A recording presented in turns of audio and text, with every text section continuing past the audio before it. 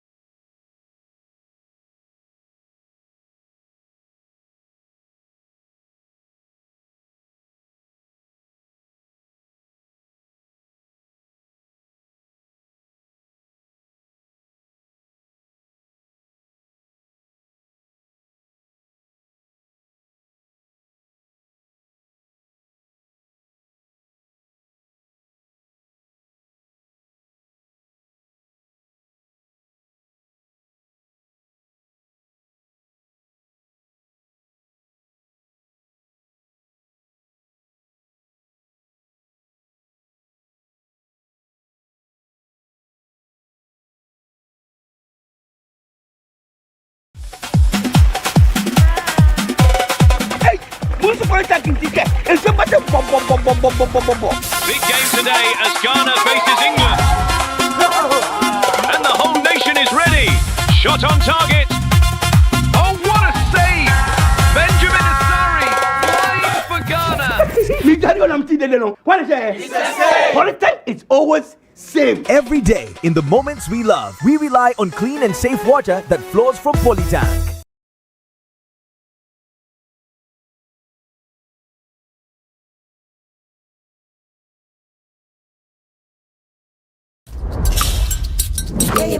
It's not about the 90 minutes, it's what you put into the 90 minutes. It's not just about the win, it's about the will to win. It's not just about the jollof, it's about what's inside. This advert is FDA approved. It's not just about the game, it's what you put into it.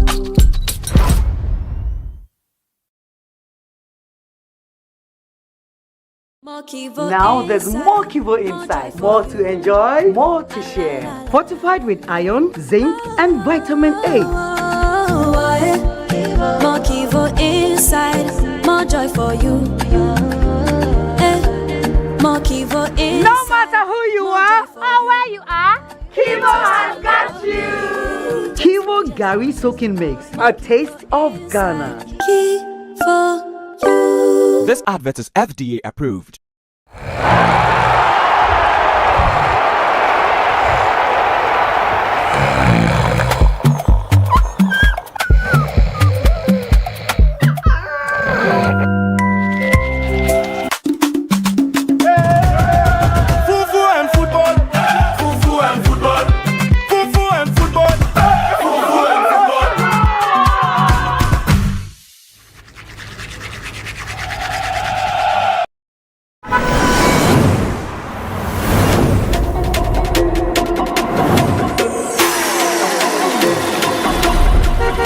30 years ago, MTN arrived in Ghana and everything changed. It's time to celebrate you big time. The MTN at 30 promo is here. Win one of 9 Toyota Land Cruiser Prados. Your share of over 10 million Ghana cedis in rewards. Let's be your connection plug in your everyday hustle. Make video calls, browse the internet for business with family and friends. Make that money move and stay ahead. Because every move counts. Dial *530# or visit my MTN app for more. So results be a coffee faba. Hey, Minia, where are you? Daddy! Yeah? How did it go? Social studies, excellent. English, excellent. Science, excellent. Mathematics, excellent. Every subject, excellent. What are man? Me. Choose Excellence Series from Crash to SHS. They are GES approved and they are trusted for over 15 years. You can find Excellence Series across the whole country. Excellence Series. Excellent results are assured. Women excellence.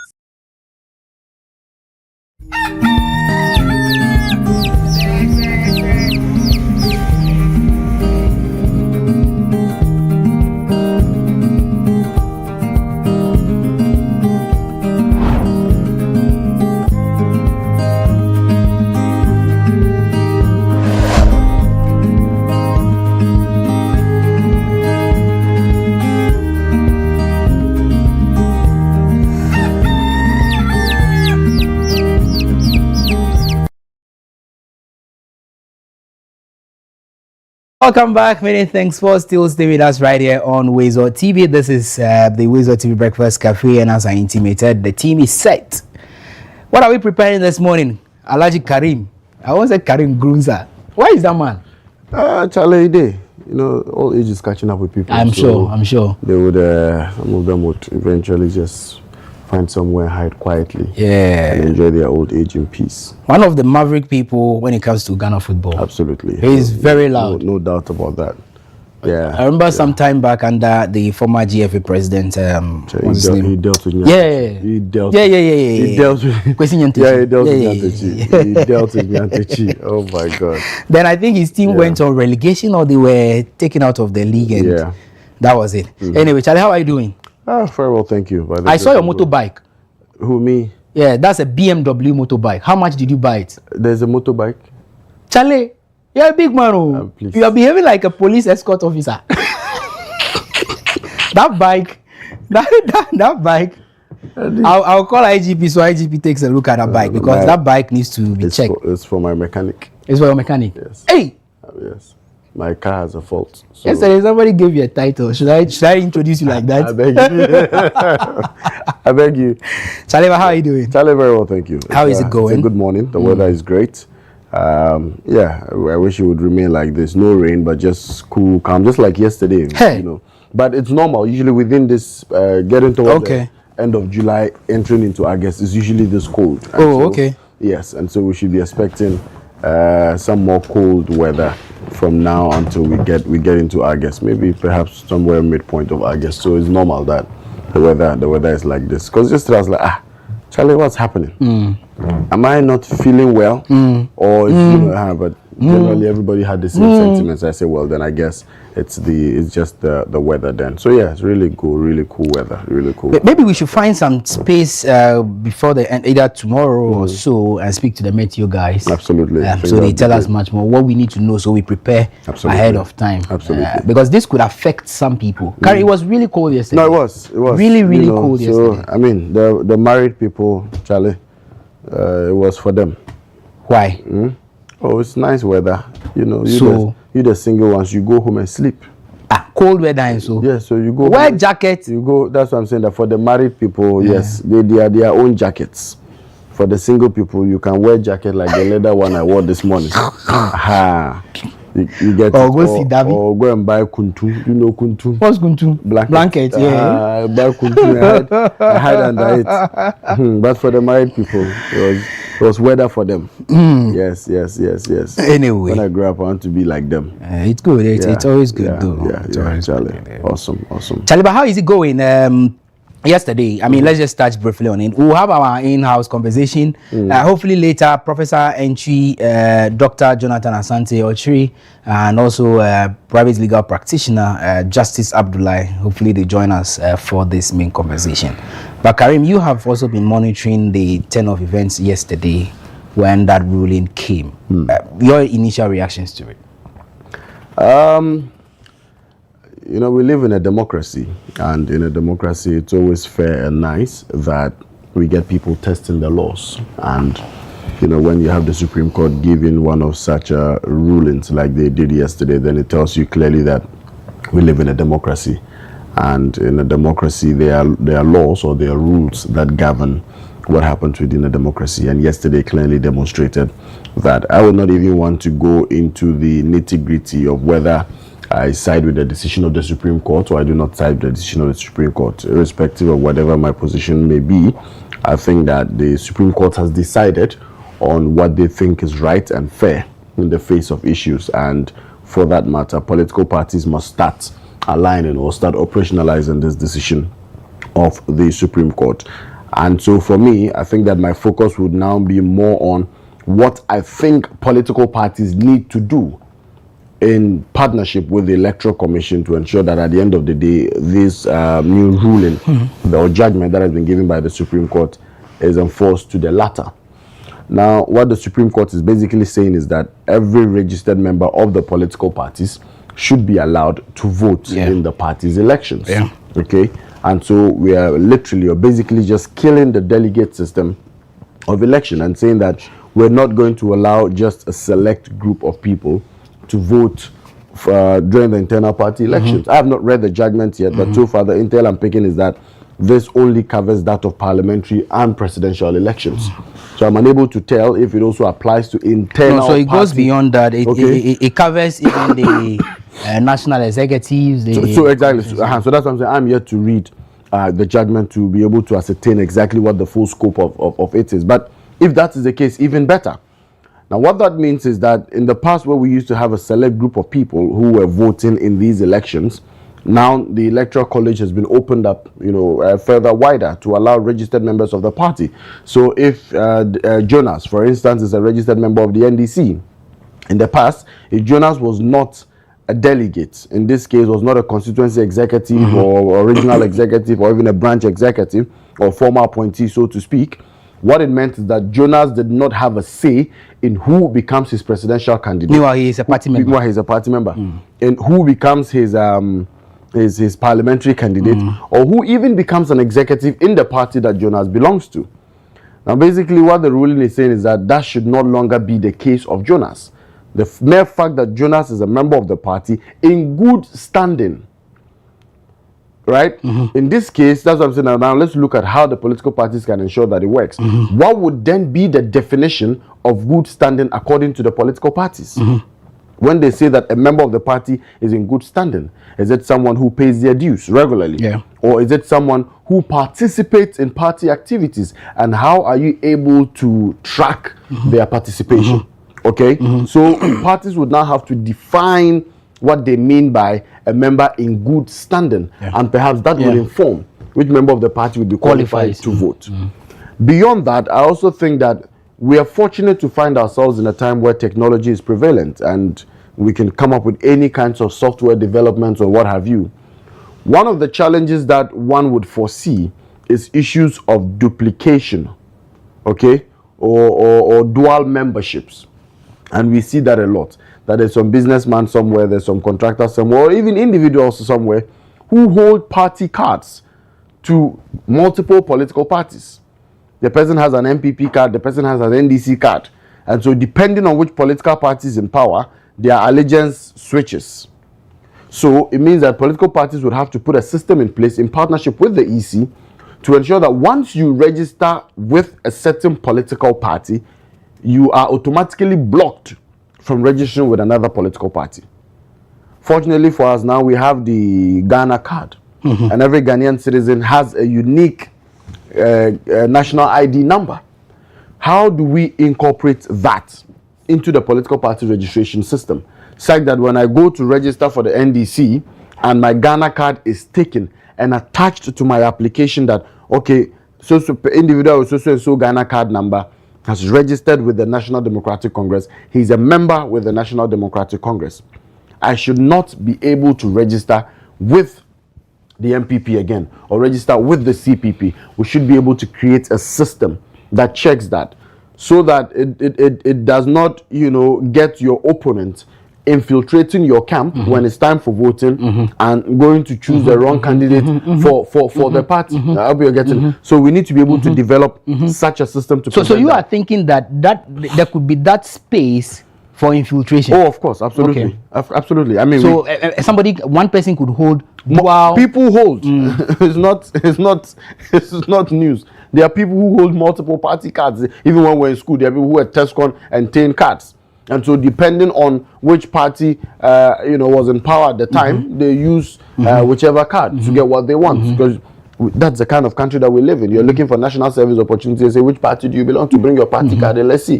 You get it. So we should be able to put such a system in place to ensure that once you say you are NDC, you are NDC. Until you officially or formally withdraw your membership from the party. And even when that happens, I believe that there should still be a certain window or a certain cool-off period for you before you are accepted into another political party. I don't know if you're getting it. For instance, we have a situation where somebody belongs to a certain political party and all of a sudden they switch camp, and before you realize they are contesting a seat in the new party that they have gone to join. No. Things like that should not be happening. So there should be a certain cool-off period. If today I decide I'm no longer a member of the NDC and I resign from the NDC and I want to join the MPP, it should not be automatic. There should be a certain window, maybe 6 months to 1 year window, where I don't have a political party. I'm still hanging in there somewhere. Maybe my heart of hearts, yes, I'm saying I'm going to join the MPP. But formally or officially, that has not been done yet because of those systems that have been put in place. So all of these are some of the things that I think we need to start looking at, so that long term enforcing the judgment and ensuring that people do not take advantage of what the window that has been opened by the Supreme Court. People do not take advantage of it. Of course, I think that I welcome the idea generally that people who are members of the political party should have a say in who becomes their executives or who becomes their leaders, because you don't leave that entirely in the hands of a few people. Okay, what it has done to our politics is that it allows the highest bidder to be able to win, even if the person is not the best. So issues of monetization, because people are induced, and we saw what happened in quite recent times and all of that. And the position of the NDC, made it clear that it's a party that does not support, these things. If you followed Facebook yesterday, the legal director for the party, Loyeduji Tamaklo, put up a post on his Facebook that when he consulted the party chairman on what the position of the party should be going to the Supreme Court, he says the party chairman told him that toe the line of the plaintiff. So what that means is that even the NDC as a party welcomes this idea, this particular idea that let's open it up and allow every member of the party to vote. Karim, really, would this stop the monetization? That's number one. To a large extent, I think it would control the extent. Because, Randy, if the NDC has, let's say, 2 million members or 3 million members, if you're a candidate, how much can you pay? Okay. I don't know if you're getting But the other side of it, if you flip it to the other side, also, you might end up spending much in campaigning, because now your campaign will have to reach that 2 million targeted people. And 2 million targeted people, and that is why there are so many avenues through which people can campaign. Okay? What now it means is that if you're going to a constituency, or if you're going to a certain region to campaign, yes, the net is wider. It means that you have an open call. That's why I said that political parties would now have to start looking at new ways of doing things and different ways of doing things. Perhaps what it should now mean is that you don't leave even the campaign entirely, to the candidate to get up and move. Maybe the party should now be able to start mobilizing its people and saying that on this day, we are holding a deba. Aspirants for various positions. Come and campaign. Come and campaign. Yes. Come like a town hall meeting. Yes, come and talk to the people and give them your message. How effective would that be? We did that in senior high schools, you remember? Okay. That was a system in our senior high schools. They invite everybody to the assembly hall or to the dining hall, and you invite the various candidates to come and deliver their manifestos, to come and deliver their plans. I think that, you see, these are things, it's opening up for us to start looking at newer ways of doing things. So you know that in so and so constituency, on this day, this is your turn. And they are coming. They will come and sell their message. So if you're a member of the party, come and sit down and listen to the message of the person. Okay? Then it's now time for people to also take advantage of social media and other online resources to be able to reach candidates. What it will do is that it will now make candidates more hardworking, and not to say that candidates in the past have not been hardworking, but I said it's going to make them more hardworking, and then it would also open up to such a way that you must have a message.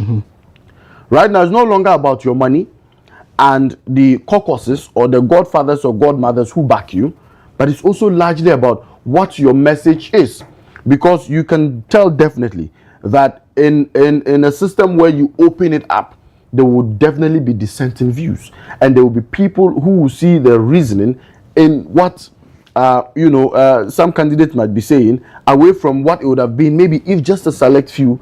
I don't know if you're getting I get your point. However, the only risk is that you see Jimmy Fonso. So I was going to tell you that yes, it is very possible that the only risk is that Jimmy Fonso, and they might be in the majority. But you see, but that is the democracy. Yeah, but so we might end up electing. We might end up electing the wrong people. Another Nanado. You get or another Baumia. Is that what you are saying? I've said it. I've said it. No, retract that. That's what. You don't say that on my show. That will end up electing another Nanado who failed as president. Didn't he fail as president? Is it not evident that he failed as president? That his finance minister cannot even come back and account.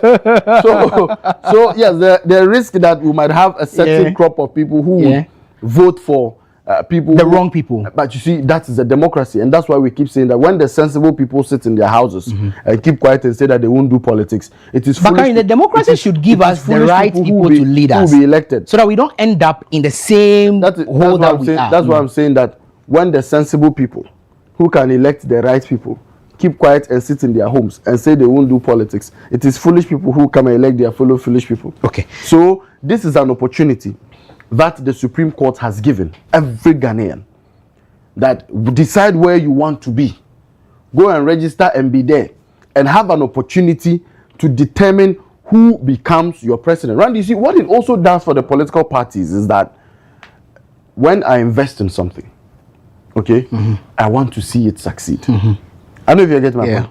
But when delegates go and choose their thing, Charlie, I'm somewhere. When I like, I participate. When I like, I won't participate. But the moment I know that me too now, common floor member like myself, my contribution is that's what I telling me. It means that beyond just voting for the presidential candidate or the parliamentary candidate or the party executive, it also means that I would invest myself and perhaps even my money. You get it? To, at the end of the day, be able to ensure that the right person is elected. And when you look at the endorsement that whoever eventually is elected receives, will be able to inform what the outlook at the national level would be. Yeah. You get it? Yeah. So it's... Okay.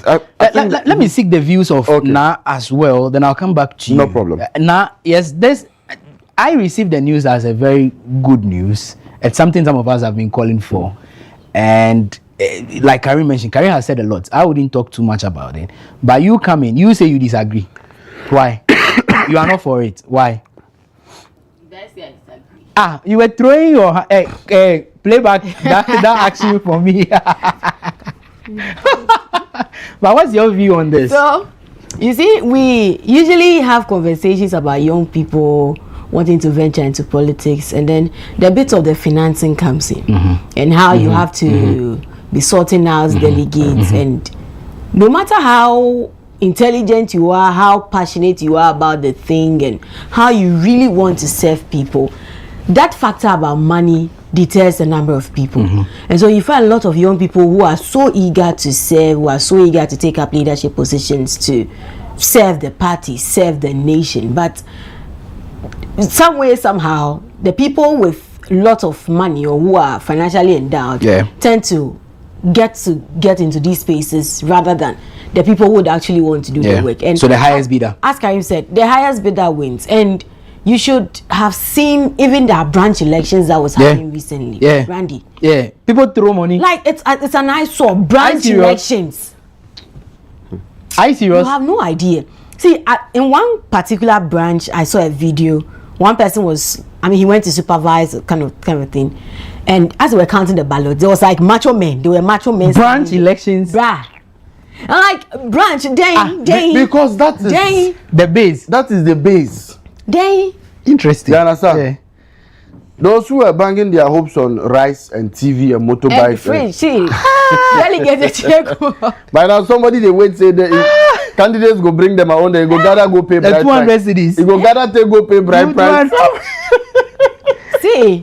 So, if I look at it from that point of view as a young person, it's a right call. Like fantastic, beautiful. But again, on the other side, on the flip side, now the numbers have become a lot.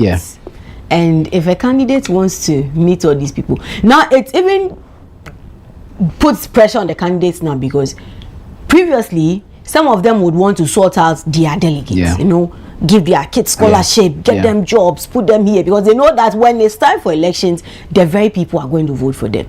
Now the delegate list has been enlarged. So you as a candidate, if you are not working in your constituency, if you are not putting in the effort, now it's not just the select few that are going to vote for you. It's not a larger populace that are going to partake in the vote. And so you'd have to up your game. And so now you can be able to, sieve the chaff and then get the fine stuffs to come out. So for me, yes, it's a right call, but it's a mixed feeling for you. It is, because Charlie, and I am also looking at it from this angle, and I'll pose that to you, that the candidates will spend more, in the sense that people vote based on what they see. Paraphernalia. So somebody says, give me t-shirts.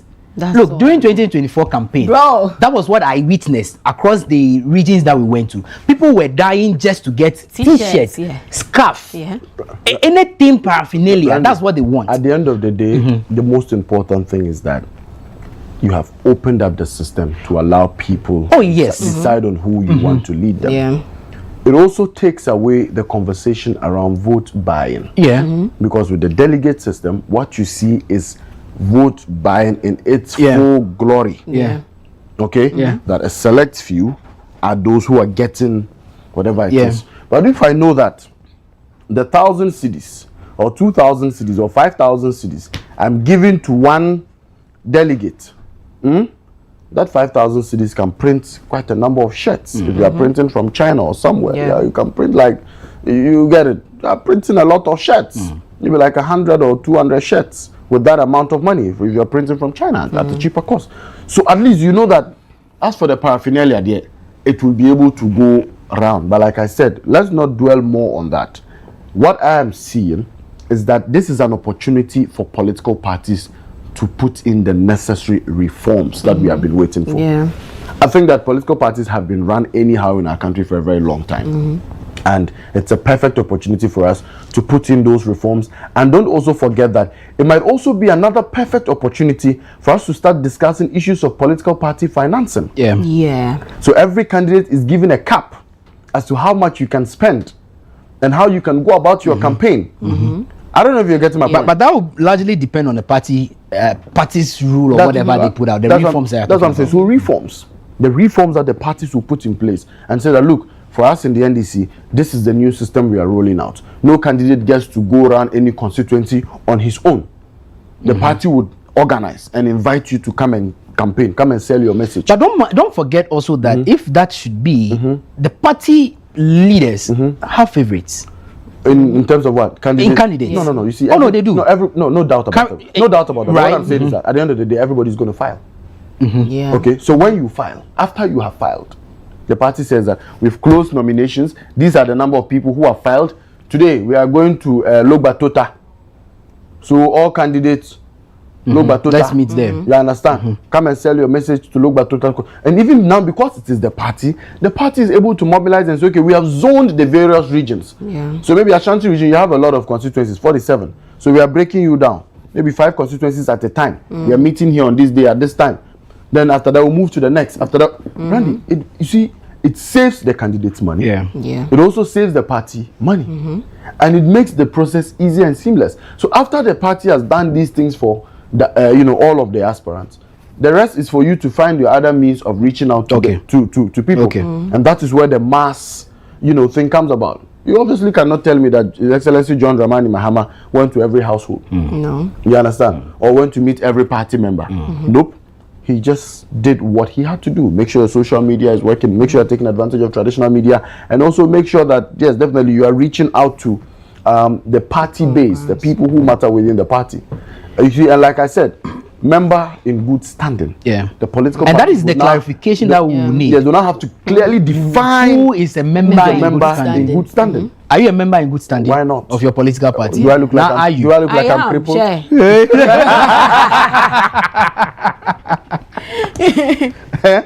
Gidigba. You understand? And they form rough.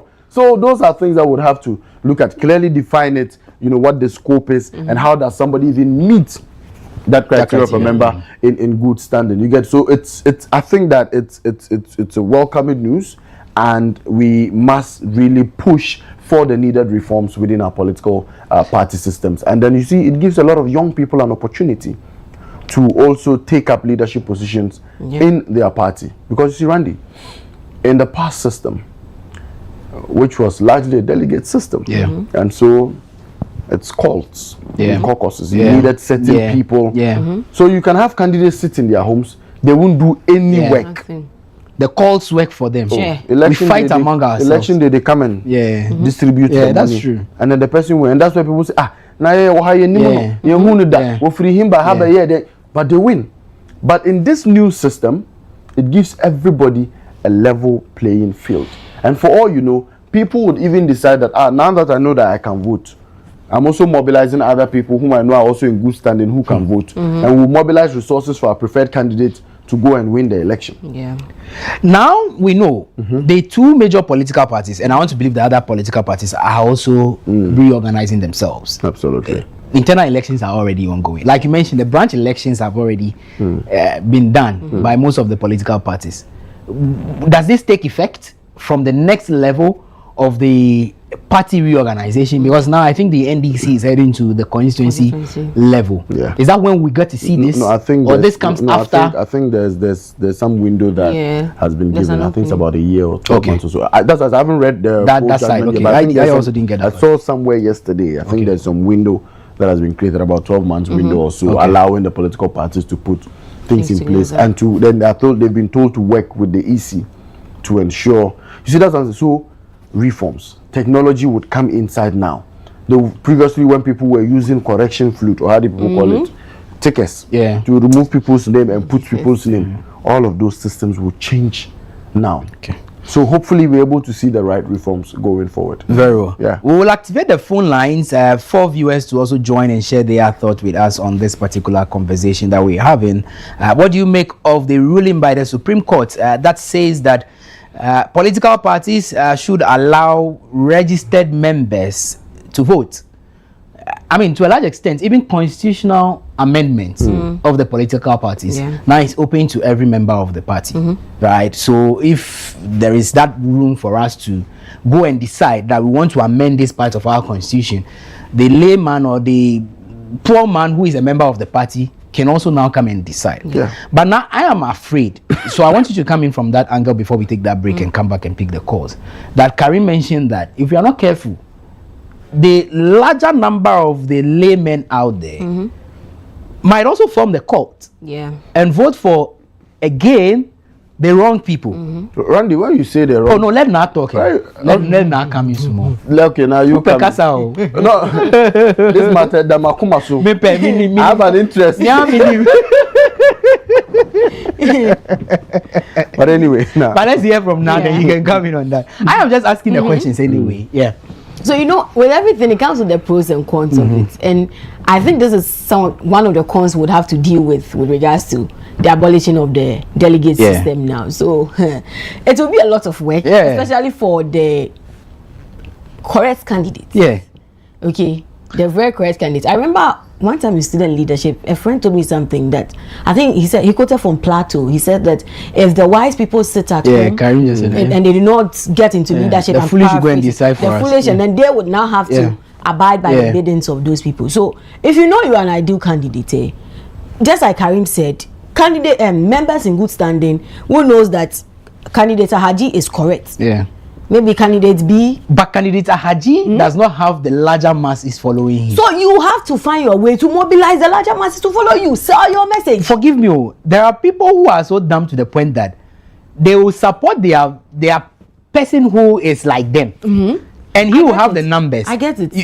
I don't know if you get what I'm saying. I understand. But again, if you know you are the ideal candidate, shout out to Zuma this morning. Zuma will tell you that if you know you are the ideal candidate, do everything in your power to make sure that you win that position. Because if you allow the other person who you know is not sound in mind to go and win, you wouldn't have any other option than to toe in the line of the person. Okay. You will be a victim of wrong leadership. So if you know you are a correct person, mobilize. So you know members in good standing. Maybe all my people in Wezor here are members in good standing. What can they do? Karim can influence 10 people. You can also influence 10 people. If we are 50 here and everyone is influencing 10 people, how many people can do it? Do you understand? It is about talking to the people and convincing them. And again, your message comes in. And so you will find ways and means and try to explore every avenue possible. Maybe even if you have to go and get the chief to be on your side for the chief to talk go and get him. If you have to get the pastor to preach a message and in then church, somewhere somehow add Randy Haji to the Bible verse, do it for you to win, because you know you are the preferred candidate, rather than allowing somebody else to come and then it will be at the detriment of everybody. Interesting days ahead. The only time the right candidates will not win elections is when the electoral college is limited. Oh yeah. Oh yeah. Samu. Yes, to a large extent, because it's easy to influence a small cult of people. Yeah. I don't know if you're getting my point. You go for an election and chairman says, okay, this is where we are going. Everybody will follow. No other choice. This case is not like that again. Or some financier will say, okay, this is where everybody is going. Now it's not like that again. And now it is everybody. So if the streets want, let the streets bring their candidates. It's a democracy. What is coming up? What is coming up? It's a democracy. You guys have no idea. If the streets want, let the streets to bring their candidates. Let the streets work for their candidate. But in all of it, let's not lose sight of the fact that you must be a member of the party in good standing. Let's take a break. On that note of good standing, can we plead the political parties to start increasing the dues? Maybe. So, and again, I think that 1 year dues, because the conversation about costs. Yeah. You know, how would so when we come back from the break, we talk about costs, right, and maybe if this is indeed a way for the parties to now generate enough income. Mind you, most of the parties are willing because they don't have enough dues coming in from members. Yeah. People are occupying appointments and they've never even paid dues before. True. C'est ça. C'est ça. So go for break. Let's go and drink water and come. I don't have lawyers. So let's go and drink. Oh no, who is our lawyer? We have a company lawyer. No, I said me. I don't have lawyer. Personal lawyer. Company lawyer is there. Justice Abdullah is there for you. Let's take a break. When we come back, we'll activate the phone lines for you to also join the conversation. This is the WoezorTV Breakfast Cafe. There is more after the break.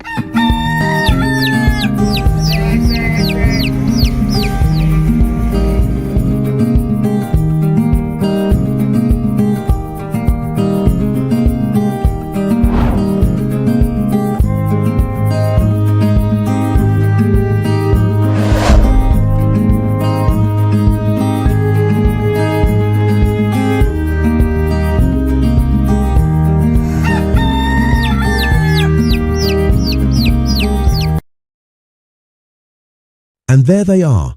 The squad is ready, lined up, ice cold, focused and prepared for national duty. Every bottle in position, every label shining with confidence. And here comes the selection. One bottle steps forward, picked from the squad, ready to deliver for Ghana. He takes the first sip. Oh yes, refreshingly hydrating. The whistle goes. The Black Stars are on the move. He breaks through the defense like flowing water. Beautiful control. He lines it up. He strikes. Goal! Ghana is awake. From the fridge to the field, Awake keeps you refreshed. Awake purified drinking water. One for life.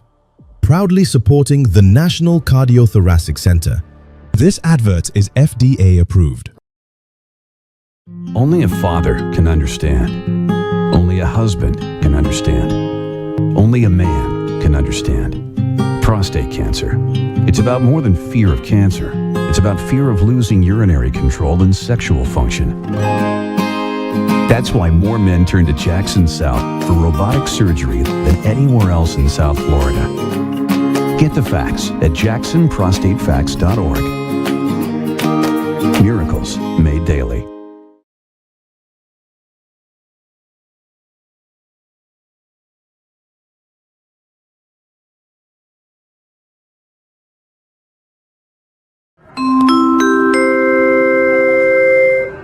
Your flight is ready to leave. Sit back and relax and enjoy the flight.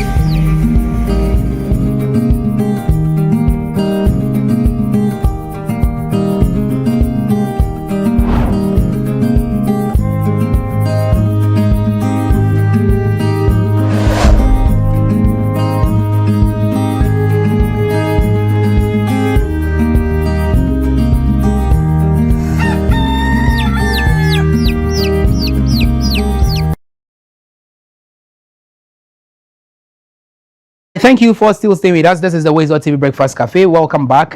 We're having a conversation on that ruling that came yesterday from the Supreme Court, asking or requiring that political parties allow all members or registered members votes, right, in making decisions, presidential, parliamentary, constituency, regional, even constitutional amendments to their party structure and what have you. What do you think of this particular ruling. Where do you stand?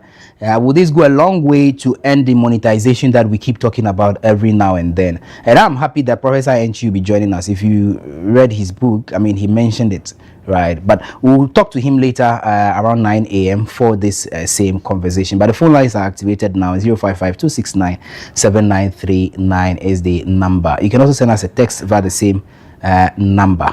But Karim, before we went on the break, we were talking about the payment of dues.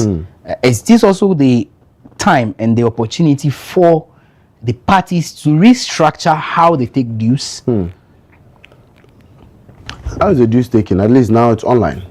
So you use a short code and then you pay. Once you key in your information and all of that, then you pay. It goes in through the system, and that is that.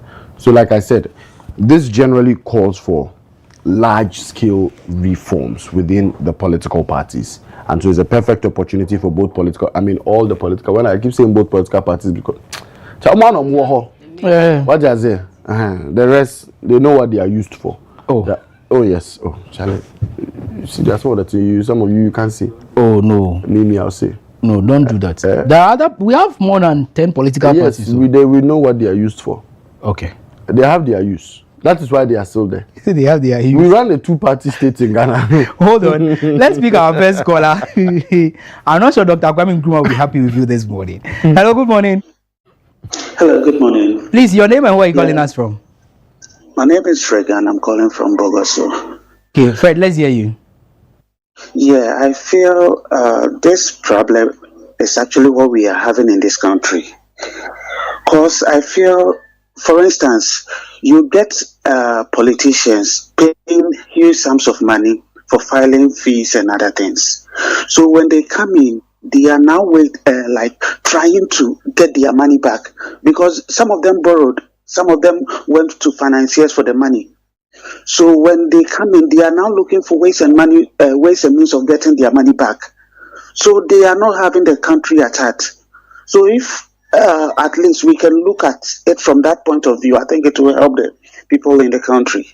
Thank you very much. Right, thank you so much, Fred from Bogoso. That's his side. That's his view as well. Let's hear from you. What do you also think about this ruling from the Supreme Court? Something we saw yesterday. 055-269-7939 is the number. Let's hear from you also. Feel free. You can also drop your messages in the via WhatsApp 055-269-7939. Our socials are also very much active. You can join any of the live feed and drop your comments under the broadcast. We'll read them out loud. Karim, sorry. You were on a point. Where was I? Yeah, so I was saying that it's an opportunity for large-scale reforms. And so at the end of the day, all of the political parties in the country should now start looking at new ways of doing things. And see, we don't have to reinvent the wheel. There's nothing new under the sun. Let's go to other parts of the world and look at how they do things. And perhaps based on that, try to introduce some of these reforms, but localize them to the Ghanaian context. Right? So we understand how things work. So like I said, first we need to clearly define who a member in good standing is. What's the criteria? If you want to become a member of a political party, how do you go about it? Where do you start from? How do we register you and get you in the database of the party? How do we ensure that you don't come and register with party A and go and register with party B? Okay, because political party or partisan politics is not polygamy. You can't have two wives. You must have one. Understand? It's a monogamous activity. So choose one and leave and remain there. And remain there. When you want to leave, divorce that wife and go for another one. Even with that, when you divorce, we don't allow you to marry immediately. Take some time. You must take a break. So like all of those are things that we must look at. Like I mentioned, integrating with the NIA system, partnering with the EC and all of that. And I think in the long run, that should I think we have a caller. Okay. Good morning. Hello, good morning. Oh, sorry, I think we lost the caller. 055-269-7939 is the number. What do you think of this conversation that we are having? But now, to what extent? And Godfred came in earlier and raised an angle that for him, he doesn't really see that this will end the monetization. It will rather encourage the candidates or the aspirants to do more. I'll come to you on that, but let's answer this call. Good morning. Hello, good morning. Hello. Oh, okay. Sorry, why? Please call back. The number is active 055-269-7939. And now that is it. And he feels that it will also give too much burden to candidates. Because if Karim is well-to-do, has the money, one way or the other, Karim can satisfy a larger number of the members. Randy may not. So still the problem will be there. It doesn't entirely solve the issue of monetization. Well, yes, but to what extent, how well will you satisfy the candidate, the delegates? How well? So maybe the money will reduce. Instead of 200 cedis, we'll do 100 or 50. Because I'm talking about 200 because I know 200 where what they did with 200 some time ago. I know. Okay, but there is a caller, right? Hello, good morning. Good morning. Hello, good morning. Boss, please, your name and where are you calling us from? My name is Joseph Nasro. I'm calling from Bolga. Okay, Joseph from Bolga, let's hear you. Yeah. I think the Supreme Court did well by declaring the delegate system unconstitutional. I'm saying this because with the delegate system, it denied some individuals from having any influence on the party. But with the delegate system, at least the democracy says it is a system for the people of the people by Lincoln. So with the delegate, once it has ruled it out, the power belongs to the people. The power then belongs to the people. I think the Court is just doing something that is good for everybody. So that we can have a say in the political party. Thank you, my brother from Bolga. Oh, I had wanted to ask how the weather in Bolga is like anyway. But thank you so much for sharing your thought with us. So he believes that yes, indeed, the Supreme Court just reiterated what our Constitution rightly stated from the very beginning. Now, yeah. But again, so coming to the 200 cedis, yeah. 100 cedis. Give me 100 cedis. I would prefer you not give me anything rather than give me 100 Ghana cedis to go and do what? People gave silver. People gave silver and those were shared late night. We saw them. Television and things. Buta nina yeche. They shared buta too. Oh, buta. Oh, yeah, it's okay. We are by the roadside. And I've told you a number of things. But you see, if we are looking at the larger number now, and candidates would want to satisfy now this larger populace, they would have to start asking for the source of their funding now. Do you understand me, Randy? Because yes, I won't dispute the fact that some people are in good financial standing than others. But if you want to use that as a leverage in a space where now we want everyone to have a level playing ground, then we should start questioning you. Then we should start asking where your money is coming from. Because if at first you were maybe going to take care of, say, 1,000 people, that's the closed system of the delegate, and now you have to look at, say, 5,000 people, and you are still going to share 200 Ghana cedis for 5,000 people, where are you getting the money from? And it won't be maybe a one-time thing. Maybe you went to meet them, oh, lawyer fair, you give. Another time, maybe another gathering, you give. Again, you give. Like 4 or 5 times. And it's not just the 200 Ghana cedis. You are sharing, then the rice starts coming in. The fridge, maybe now they'll start importing the fridge in containers. Because now the people are many. They will share gagba and that they send. So then we'll have to ask where the money is coming from. We'll start question where the source of this thing is it not about the members who demand some of these things? And I made this argument yesterday that probably the delegates then made these demands because the people we elect go in there and they don't do anything. So the delegates feel that, okay, you are coming back to seek re-election. What have you done for me? You alone, you go chop the money. That assumption. You alone, you've enjoyed it. Now you want my vote again. So give me something so that even if you go again and you don't come to do anything, after I've taken my 200 cedis or my 500 Ghana cedis. And that something is 200 Ghana cedis. Well, I'm saying that to somebody, that 200 cedis on that particular day. I'm sorry, but if that is it, then the delegates are cheap. Okay. Yeah. Very, very cheap. That 200 Ghana cedis, then you go for 4 years, they come and give me another 200 Ghana cedis. But that's what we've seen. We've seen that. So that's crazy. And I think, no. 2 million. Oh, near me. 200 cedis. No. But people like carrying their 2 weeks. People, Okay, well, yeah. Now you bring 200 Ghana cedis and tabletop fridge with provision. Hello. Then you go and come back after 4 years. Hello, good morning. Good morning. Please, your name and where you calling us from, sir? I'm Philemon from Martin. Okay, Philemon, let's hear you. Yeah, you see, this thing is very good for our democracy because last time I was reading a research by that it takes almost 4 million for a candidate to win a parliamentary seat in Ghana. This is very bad for our democracy, very, very bad. So we end up electing people who have only money. You see, who may not have the will to serve our nation. They just come with their peculiar interest and whatever. So with this, I think we have the chance to elect the best people to rule the nation. We will take care of our affairs. Even if your panelists, one of your panelists was saying that you say a Jimmy for the elected, maybe a million Jimmy for. I think if that is the one thing that can help them, that is good for us because I don't know why somebody should spend 4 million to win a seat in Ghana.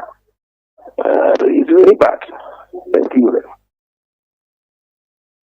For adding your voice to the conversation. Feel free to also share your thought with us. 055-269-7939.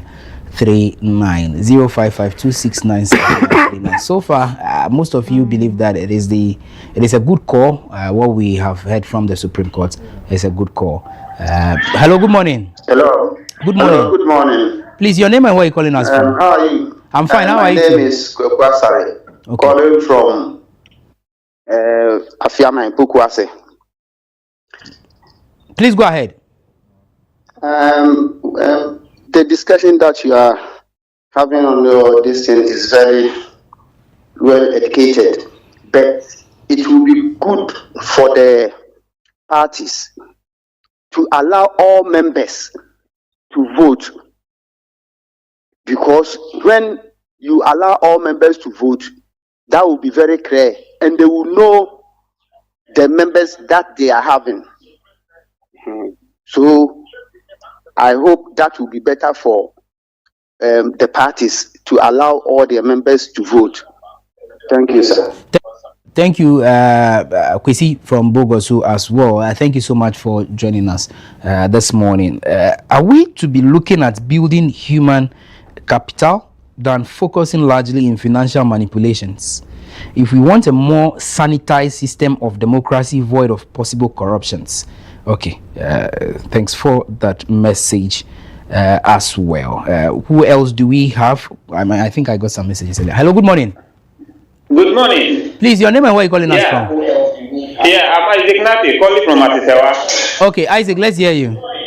I think the discussion is going in a line that is not educating the public, but rather, let me say, is miseducating them. We are not to collect money to vote for anybody. So that discussion should not motivate payment to have a leadership position. So they should have the discussion that paying any delegate or you delegate taking any money to vote is illegal. That should be the major decision. We need this education so that people will stop taking money from thieves to vote them into political positions to mess up the country. Thank you so much also for adding your voice, but I'm not sure you really listened from the very beginning also, or maybe because it's exactly what you are saying is what we are also saying, right? We're talking about monetization of our elections, especially the internal elections. So I mean the three of us have all agreed to what the Supreme Court really has been, and we feel that is the way to go, and that will stop the unnecessary monies that are shared among delegates. A few people will go to the polls and elect leaders for the various political parties. So it's the same thing that we are saying. So we are not misinforming anybody, please. Anyway, let's hear from you. 055-269-7939. 7939 is the number. 055-269-7939. Do you have another caller? Okay, not yet. But let's hear from you. I mean, if you're watching via any of our social media platforms, you can also send us your text via the, I mean, you can just send your text under any of the broadcasts. We'll read them out loud. You can also send us an SMS via the same WhatsApp number. Hello, good morning. Good morning, sir. Please, your name and where are you calling us from? My name is Smiler from Waliwali. Smiler from Waliwali. Let's hear you, Smiler. Not a region. Please, the distance is very nice, but if they could do it like that for us, so everybody's supposed to vote and choose the one we want, but not for only delegates. I think that one we prefer that one more than only the delegates. Okay, very well. Smiler, thank you. We appreciate your time. Let's pick 2 more calls and then we can wrap up this segment as well and make way for other segments to come. 055-269-7939 is the number. So from what I have gathered, it means that political parties will now go, the members will now go and vote at polling stations instead of bringing all of them to one place to vote. For instance, the national elections, you don't have to bring people from Ho to Accra. Yeah. From Tamale to Accra. From Waliwali to Accra. But usually in the past, even the presidential, yes, we did it around like that too. Everyone happens at the constituency level. So I think it's pretty much going to be the same thing. So okay. Hello, good morning. Good morning, Jeff. Please, your name and where are you calling us from? I am from Akropong. Okay, go ahead. I am from Akropong. If this is going to help all the political parties to come together to work as a team. Formally, those who were delegates are the only people who help to campaign for. Simply because we are saying that it is you people who have collected something from the elders. So go on to do the work. But this time, all of us are going to be involved and it will help the political parties to do well as well. Thank you. All right, thank you. Thank you so much for calling as well. Let's pick the last caller and then we can end it. 055-269-7939. 055-269-7939 is the number. I mean, I saw people complain also that Charlie, the cocoa season for us, be like in the Pascal with that too. they may not get the cocoa season. They say now that it has gotten to our 10, Supreme Court says Davida. Anyway, but it's the right thing to be done. I mean, you give that priority to everybody that belongs to the political party. Now everybody will own it, so that tomorrow nobody will go and sit somewhere and blame a few hundred people who decided to choose the man representing them in their constituency as the member of parliament. Now the power is in your hands. Everybody must get involved, and I think that's why most of us are elated about this particular ruling. Do you have the last caller? If not, let's wrap up and then Charlie, do some birthdays. All right, Karim, maybe your final words on this, and then we can. Okay, so there is a last caller. No, okay, your final words. Charlie, let's cheers to the future. Okay. Yeah, cheers to the future. Let's see what happens in the coming days. Oyo. Aspirants are happy, delegates are happy. We'll all be fine. Thank you. All right. Let's celebrate some wonderful people this morning. It's time for birthdays. Yes. So 30th July 2026. If you're celebrating your birthday today, happy birthday to you.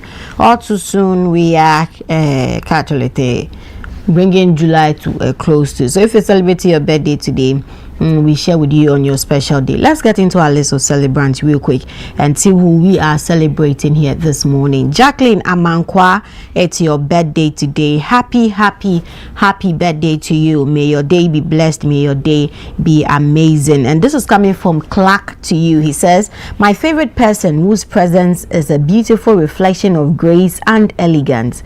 I admire the depths of strength and beauty you carry. The Lord grant you your common favor you desire, open doors beyond your expectations, and lead you into a season filled with purpose, joy, and divine blessings. May this new chapter be as extraordinary as the lady you are. Keep shining. So Jacqueline Amankwa, this is coming from Clark to you. Enjoy your year. Away from her, let's see who we are celebrating again this morning. Here, Engineer Bismarck Anefi, it's your birthday today. Happy birthday to you, Engineer Bismarck Anefi. And this is coming from Selassie here at WoezorTV to you. He wishes you a great year, an amazing year, and a year filled with lots of God's blessing. He says that you've been my advisor, teacher, and a big brother. May God bless you for me, and thank you for everything you do for me. I really appreciate it. Enjoy your day to the fullest. So Engineer Bismarck Anefi from Selassie to you. Happy birthday. Engineer, good morning. We celebrate you. Thank you so much for everything you've been doing for us. My name is Randy Haji. It is well. I will talk again. Let's move on from her and see. This is my personal makeup artist. Okay, so Nata, my happy birthday to you, beautiful girl. I love you so much. And on this day, I want to say thank you for tolerating me. Thank you for being so patient with me. Thank you for everything. Yeah, I love you so much. This girl can do a full glam in 10 minutes, and it's only Karen that can make you do such a thing. So the same time we know. Have you met her? I think your friends are my friends. Are you aware? Yes. Okay. Most of them. Yeah.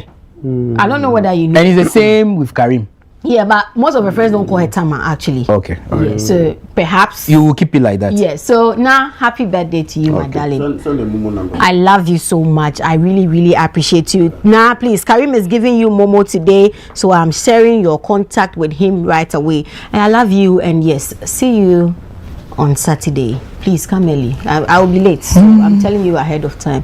Thank you very much. Can we move on and then celebrate another person? Dela Agbenyaji, it's your birthday today too. Happy birthday to you, beautiful. And this is coming from Evergreen Asantwa to you. Okay, so Asantwa will do well to send you the Momo number of Dela. Yeah, so don't let us wash our dirty linen in public. You people. Happy birthday, Dela Agbenyaji. Yeah. Agbenyaji. Yeah. So Charlie. Dela, Agbenya is happy birthday. Life matter top. Agbenyaji. Agbenyaji life matter top. Yeah. Agbenya life matter. Okay. We'll take it to touches. Yeah. We'll take it to touches. Yeah. Okay. So Dela, you have a date with two amazing men here. They are taking you to touches, paying for a full body massage for you. 60 minutes. This is not a spa. No. It's a map spa. So wait. So Dela, they are going to pay for a massage for you at a spa of your choice, and then they will take you to touches. No, after the that, massage we can do it for her. They are going to bless your account. Charlie, hold on. Who is doing that? We have The two of you. We have share butter. Mrs. Ahaji Jr. is watching. Mrs. Ahaji, good morning. Else you come and think that Please, you we too. are wasting the money on. Mrs. Ahaji. Well, you should be buying Pampers. No. Mrs. Ahaji, you two, we need to prepare a special package for you. So, Randy, you have to take Mrs. Ahaji for like a vacation. Okay, that's just for her. Yeah. So let her find a place, please, in Ghana or beyond. Choose your choice. Yeah, Zanzibar is very ideal too. You can choose Zanzibar. You can be swimming with turtles and tins and enjoy yourself. All Mr. Aji's budget, his pocket. So thank you very much, Randy. You are going to do the payment. And Dela, you've got some sponsors here. Happy birthday to you. Let's move on from here and see who we are celebrating again this morning. And yes, another amazing personality there. Irene Nashome Norte. Happy birthday to you, my love. My love. She's one of my longest keeping friends, almost 10 years. And yeah, we were mates from high school. And yes, it's been an amazing experience with her. Like, she's a very, very nice friend. One thing I love about her is that I'm taller than her. Yes, so Irene, I love you so much, and may this year be a great year for you, a beautiful year, an amazing year, blessings on blessings in everything that you do. Yeah, I will still come and help you fight without knowing the course of the fight, and we'll still do whatever we have to do with people who decide to disturb us. So yeah, cheers to a bigger and better year. I love you, baby girl. happy birthday to you. Away from here, let's see who we are celebrating. Okay, so that's it for birthdays this morning here on the WoezorTV Breakfast Cafe. Please do well to keep your wishes coming in to our WhatsApp number 055-269-7939. Let's share in your special day and that of your loved ones. We take a quick break. We'll be back with more.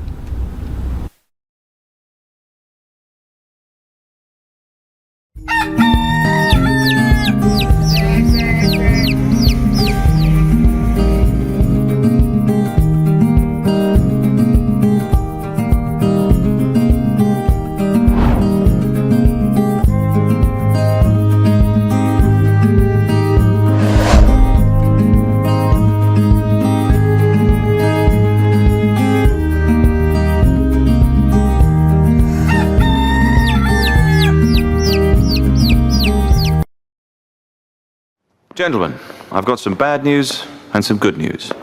Okay, the bad news is that your chances of getting prostate cancer are now just 7 to 1. In fact, prostate cancer is killing one man every single hour of the day in this country. Imagine that, one every hour of the day. But the good news is we're forming a team to stop that clock. Men United. It's time men united together to fight prostate cancer, the way women have united against breast cancer. We need to get together and find a cure, as well as better ways to care for the 250,000 prostate cancer sufferers out there. Please, get on side and join us in the fight. Men United versus prostate cancer. We can win this.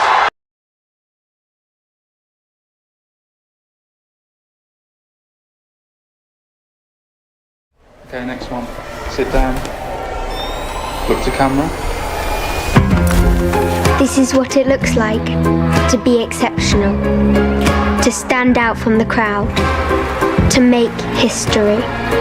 But what if women didn't have to be exceptional?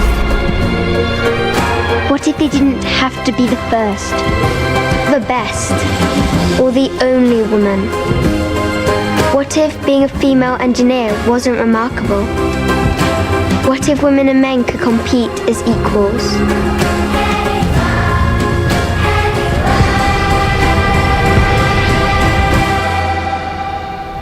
I don't want to make history. I don't want to be the only woman. I want to be one of many.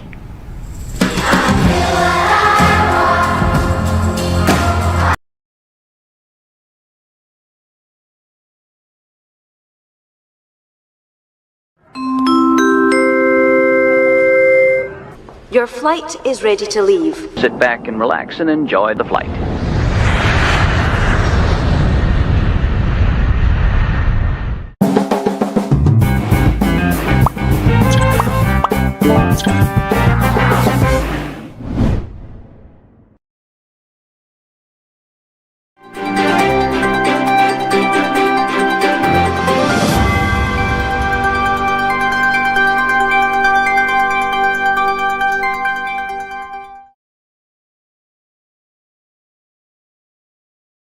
Time now for the WoezorTV report. Let's take a look at the headlines.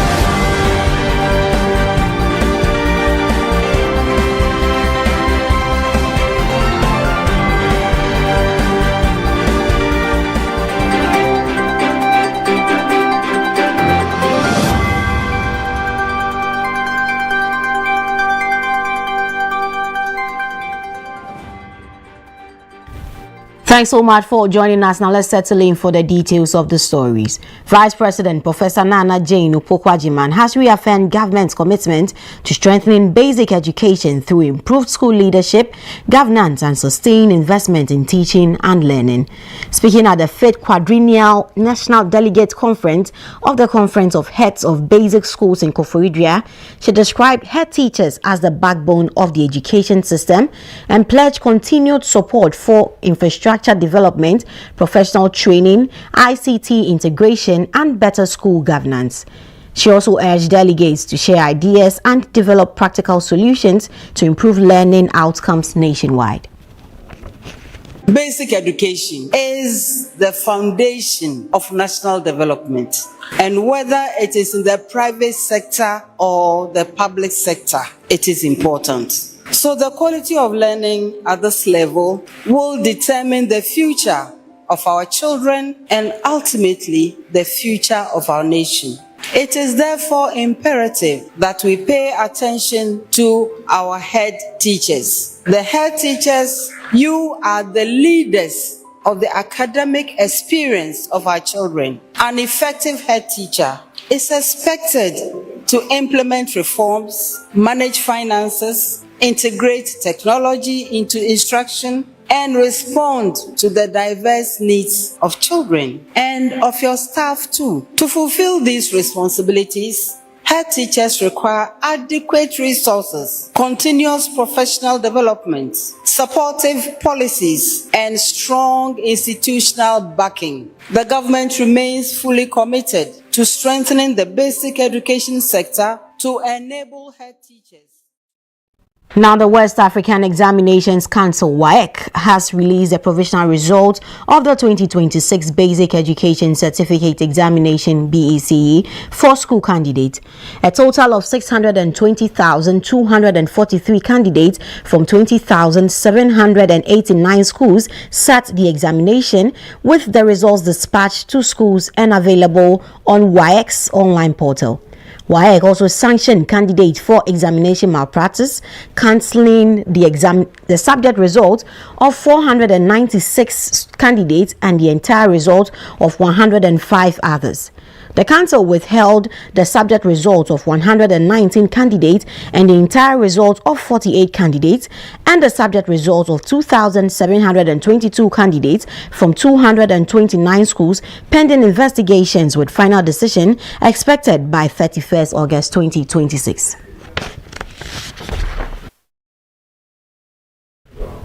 Now, away from WAEC, Ghana is stepping up efforts to position itself as a leading hub for artificial intelligence in Africa.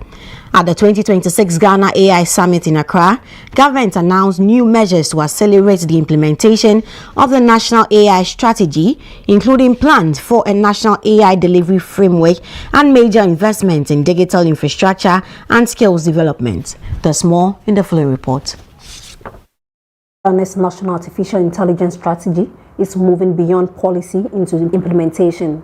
Speaking on behalf of the Minister for Communication, Digital Technology and Innovation, Director of Innovation Emmanuel Ofori said government is developing a 10-year AI delivery framework with clear milestones to ensure the strategy delivers measurable results. He also announced progress on key initiatives, including a $250 million AI compute center, a data exchange hub, improved data governance, and the 1 million coders program to equip young Ghanaians with digital skills. For Ghana, artificial intelligence represents an important pillar of our economic transformation agenda. Ghana, we did not do this strategy to let it sit on a shelf.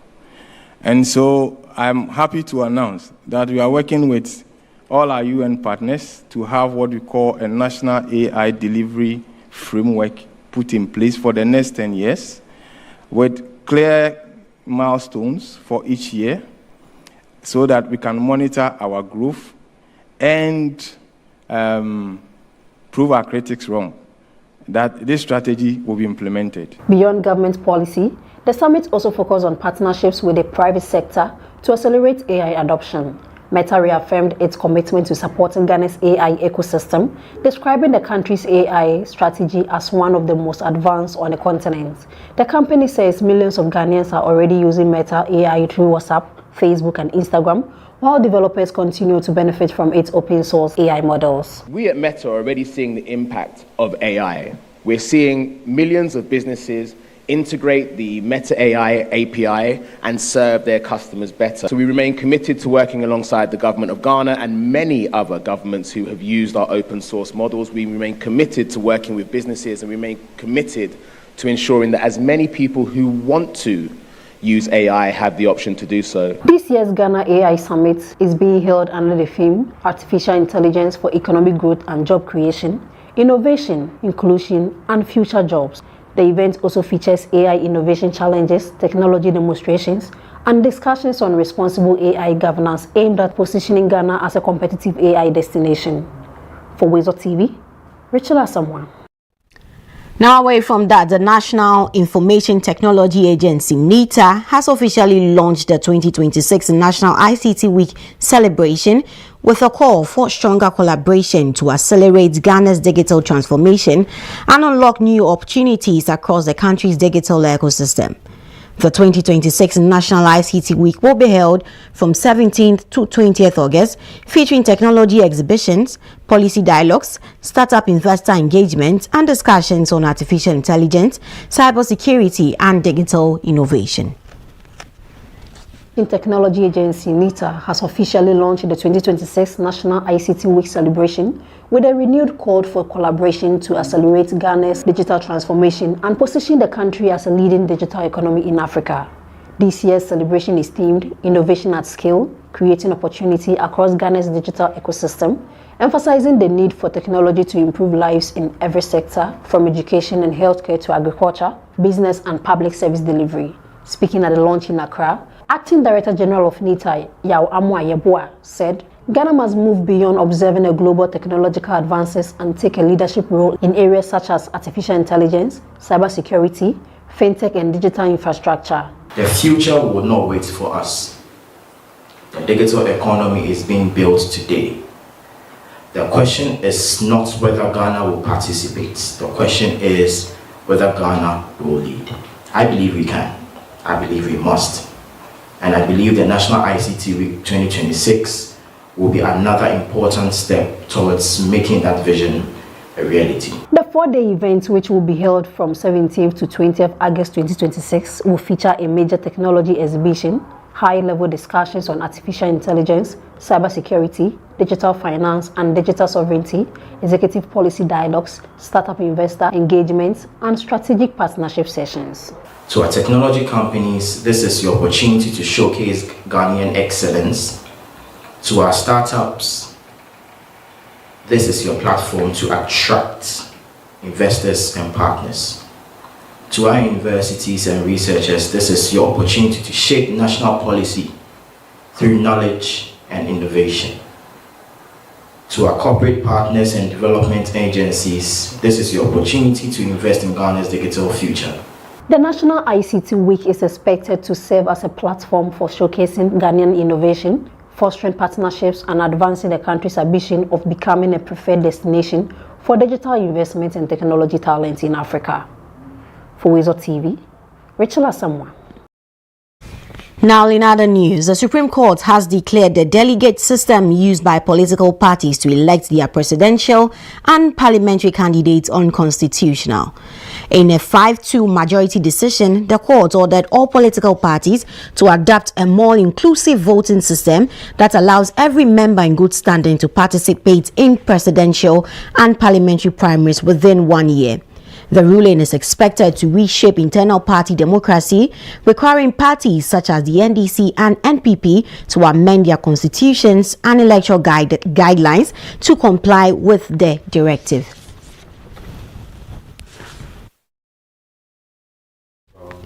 Now, the Consolidated Bank of Ghana, CBG, has reaffirmed its commitment to supporting women entrepreneurs with financial products and services designed to help their businesses grow.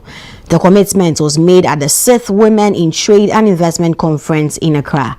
There's more in this report. Of the CBG Women in Trade Conference and SME Fair is underway in Accra, providing a platform for women entrepreneurs to network, build capacity, and explore financing opportunities to grow their businesses. The 3-day conference forms part of Consolidated Bank Ghana's commitment to supporting entrepreneurship, financial inclusion, and the sustainable growth of women-led businesses. Managing Director of CBG says the bank remains committed to providing women entrepreneurs with the financial support and business solutions they need to succeed. At CBG, we are committed to being more than just a financial institution. We strive to be a trusted partner, providing the financial support, tools and opportunity that empowers women-owned businesses to start, to grow, and to succeed. I encourage every participant here today to explore the wide range of financial solutions that CBG has designed to meet your unique needs. Whether you are starting a business, expanding your operations, or seeking to strengthen your financial future, we are happy to support the journey.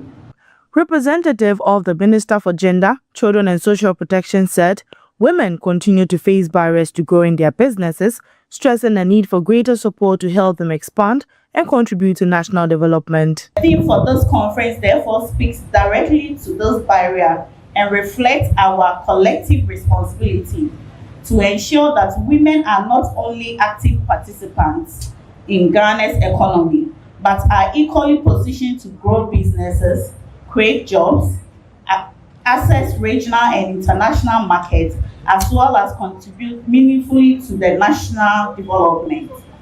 The conference also featured an exhibition by women-owned businesses where officials toured exhibition stands and interacted with entrepreneurs, showcasing their products and services, while participants explored networking and investment opportunities. Reporting for WoezorTV, Belinda Anand-Kwanta. And now away from that, the government of Ghana, in collaboration with the Gbeho family, has announced that a state funeral will be held for the late Ambassador James Victor Gbeho at the forecourt of the State House on Friday, July 31, 2026. Diana recognizes his outstanding contributions to Ghana and the international community through decades of distinguished diplomatic service. Ambassador Gbeho served as Foreign Affairs Minister, the United Nations Secretary General Special Representative for Somalia, and President of the ECOWAS Commission, and in recognition as one of Ghana's most accomplished statesmen and diplomats. Time now for some international news.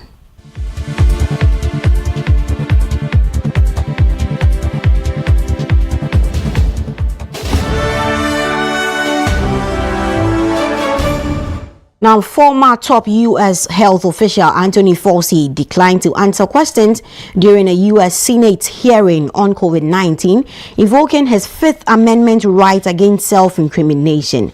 He said on the advice of his lawyers, he feared his testimony could be used to pursue a jury case against him.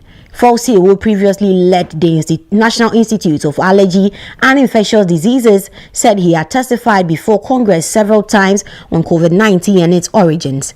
He also rejected long-standing Republican allegations that he concealed information about the pandemic, describing the claims as false, and said Senator Rand Paul had been determined to prosecute him, prompting his decision not to testify. Now this brings us to the end of the WoezorTV report. Many thanks for staying with us. I am Karen Naoyokwoti.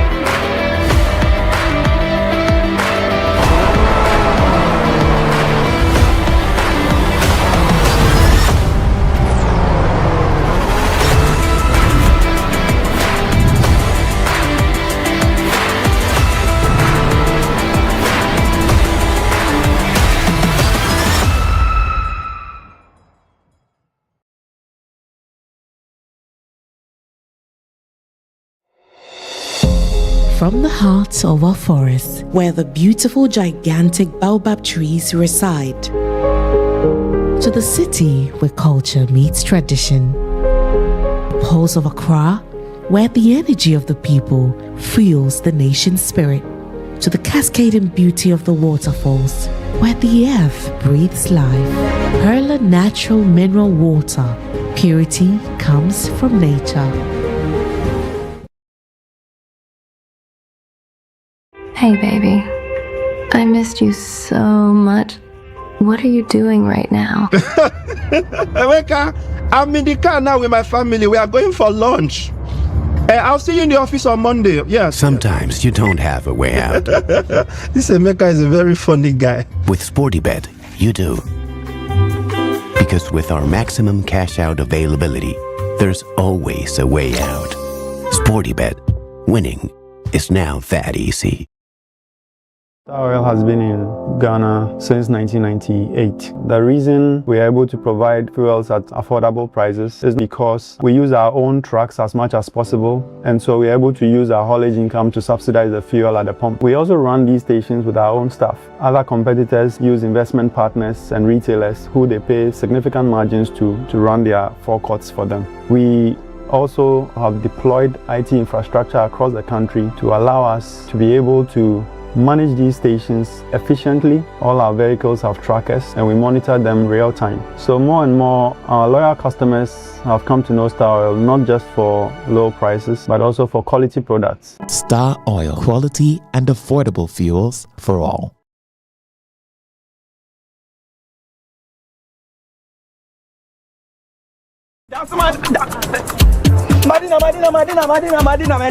Madina. Sentuntum say wunna ma deju me ma wonsa. Efrema be ma dani oba. Ma wonsa. Sentuntum amwa boatu muda ma wonsa. Dasha no slap. Having black mosquito wear. Common tontom. Having insecticide spray. Eye sham. Nesansu kumwa wotu any omo ria nyina. Having dear. FDA achi edrede krato yatum.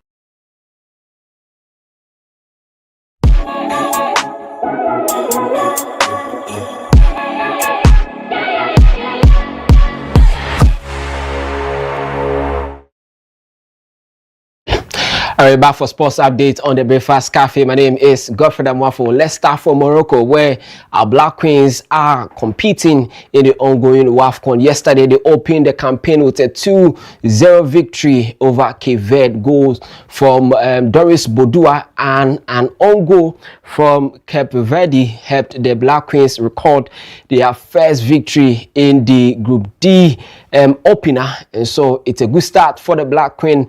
I mean, in the last edition, we lost our first game, but this time around, the Black Queens, led by Kane Last Bokagrin, ensured that the Black Queen starts on a good note. And so that is the highlight of the game. If you were unable to watch, do enjoy this highlight.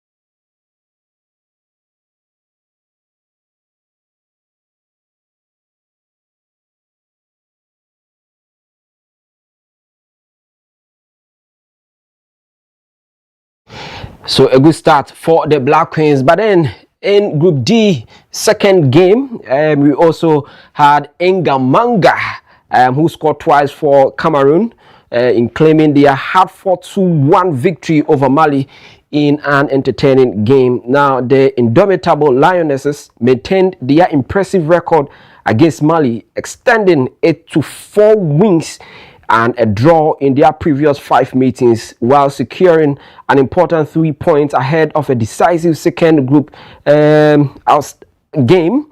Meeting for a 6th time in tournament history, the familiar rivals once again produced a tightly contested affair that swung both ways in a high clash game yesterday. In fact, if you had the opportunity to watch the game, you would enjoy women's football. It wasn't an easy game at all for Cameroon, but of course, as always, they always have a way of beating Mali. This is not the first time they are meeting. They've been meeting, the 6th time they are playing in this tournament, and they again continue their fine form against them. Now, let's look at the games that will come off today. Senegal will take on Kenya, and Morocco will take on Algeria. So it's going to be the host nation playing another North African country, Algeria, in that regard. And so it's going to end for the women in Morocco. Ghana yesterday picked our first victory. So when it comes to Group D, we are on top of the table, 3 points plus 2 goals in that regard. And Cameroon comes second with 3 points plus 1 goal. And so take time and follow the ongoing WAFCON. Now, let's talk about Glasgow, the ongoing Commonwealth game. Ghana's medal hopes in the boxing segments at the Glasgow 2026 Commonwealth Games have suffered a setback, with boxer Desmond Papo withdrawing from the competition due to injury. Now, the Commonwealth Games Association of Ghana says the decision follows a comprehensive medical assessment which declared the boxer medically unfit to compete after sustaining a shoulder injury. Now, officials say the withdrawal was made in consultation with the medical team, coaches, and games officials, with athletes' health and long-term well-being taking priority. Desmond Papo had progressed to the quarterfinal stage and was considered to be in excellent condition ahead of his bout, making the withdrawal a major disappointment for both the athletes and Team Ghana. Now, let's talk about the just ended FIFA World Cup, because FIFA has opened disciplinary proceedings against Argentina over their behavior after their World Cup final loss to Spain and throughout the tournament. Remember, after the game, we saw some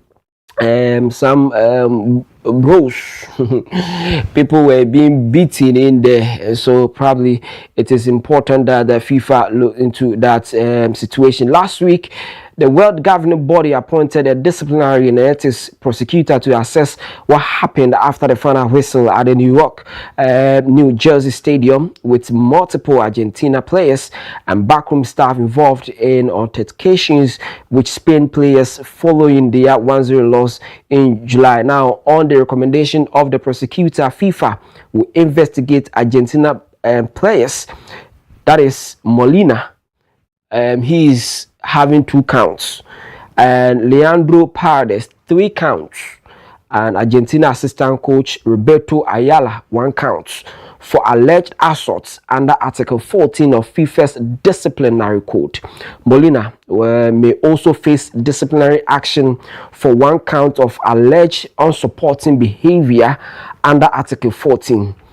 Teammate Thiago Almada and Spain midfielder Gavi are also accused of the same breach. Under FIFA's disciplinary code, players and officials face at least a 1-match suspension for unsportsmanlike conduct and at least 3 matches for assaults.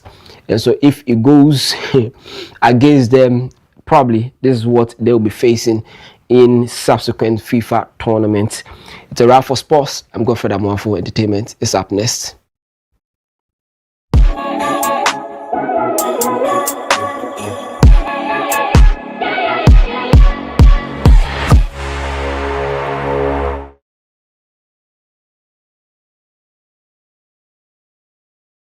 Okay, next one. Sit down. Look to camera. This is what it looks like to be exceptional. to stand out from the crowd, to make history. But what if women didn't have to be exceptional?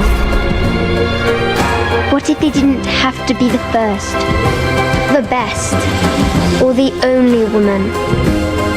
What if being a female engineer wasn't remarkable?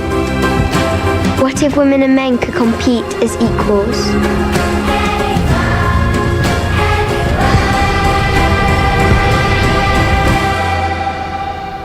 I don't want to make history. I don't want to be the only woman. I want to be one of many.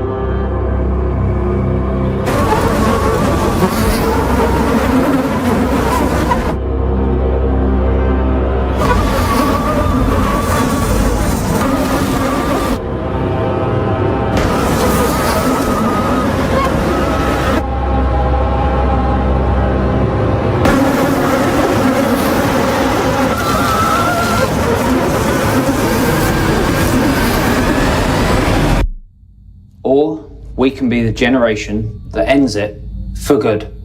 Malaria must die, so millions can live.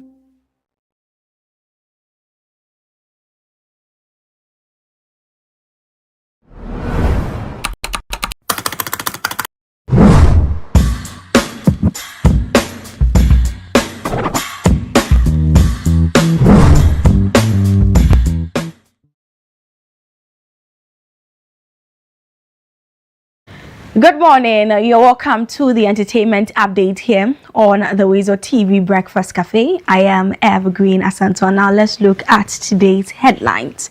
Shatta Wale explains why he has never joined a record label. Kweku Flake teases new single, Frango.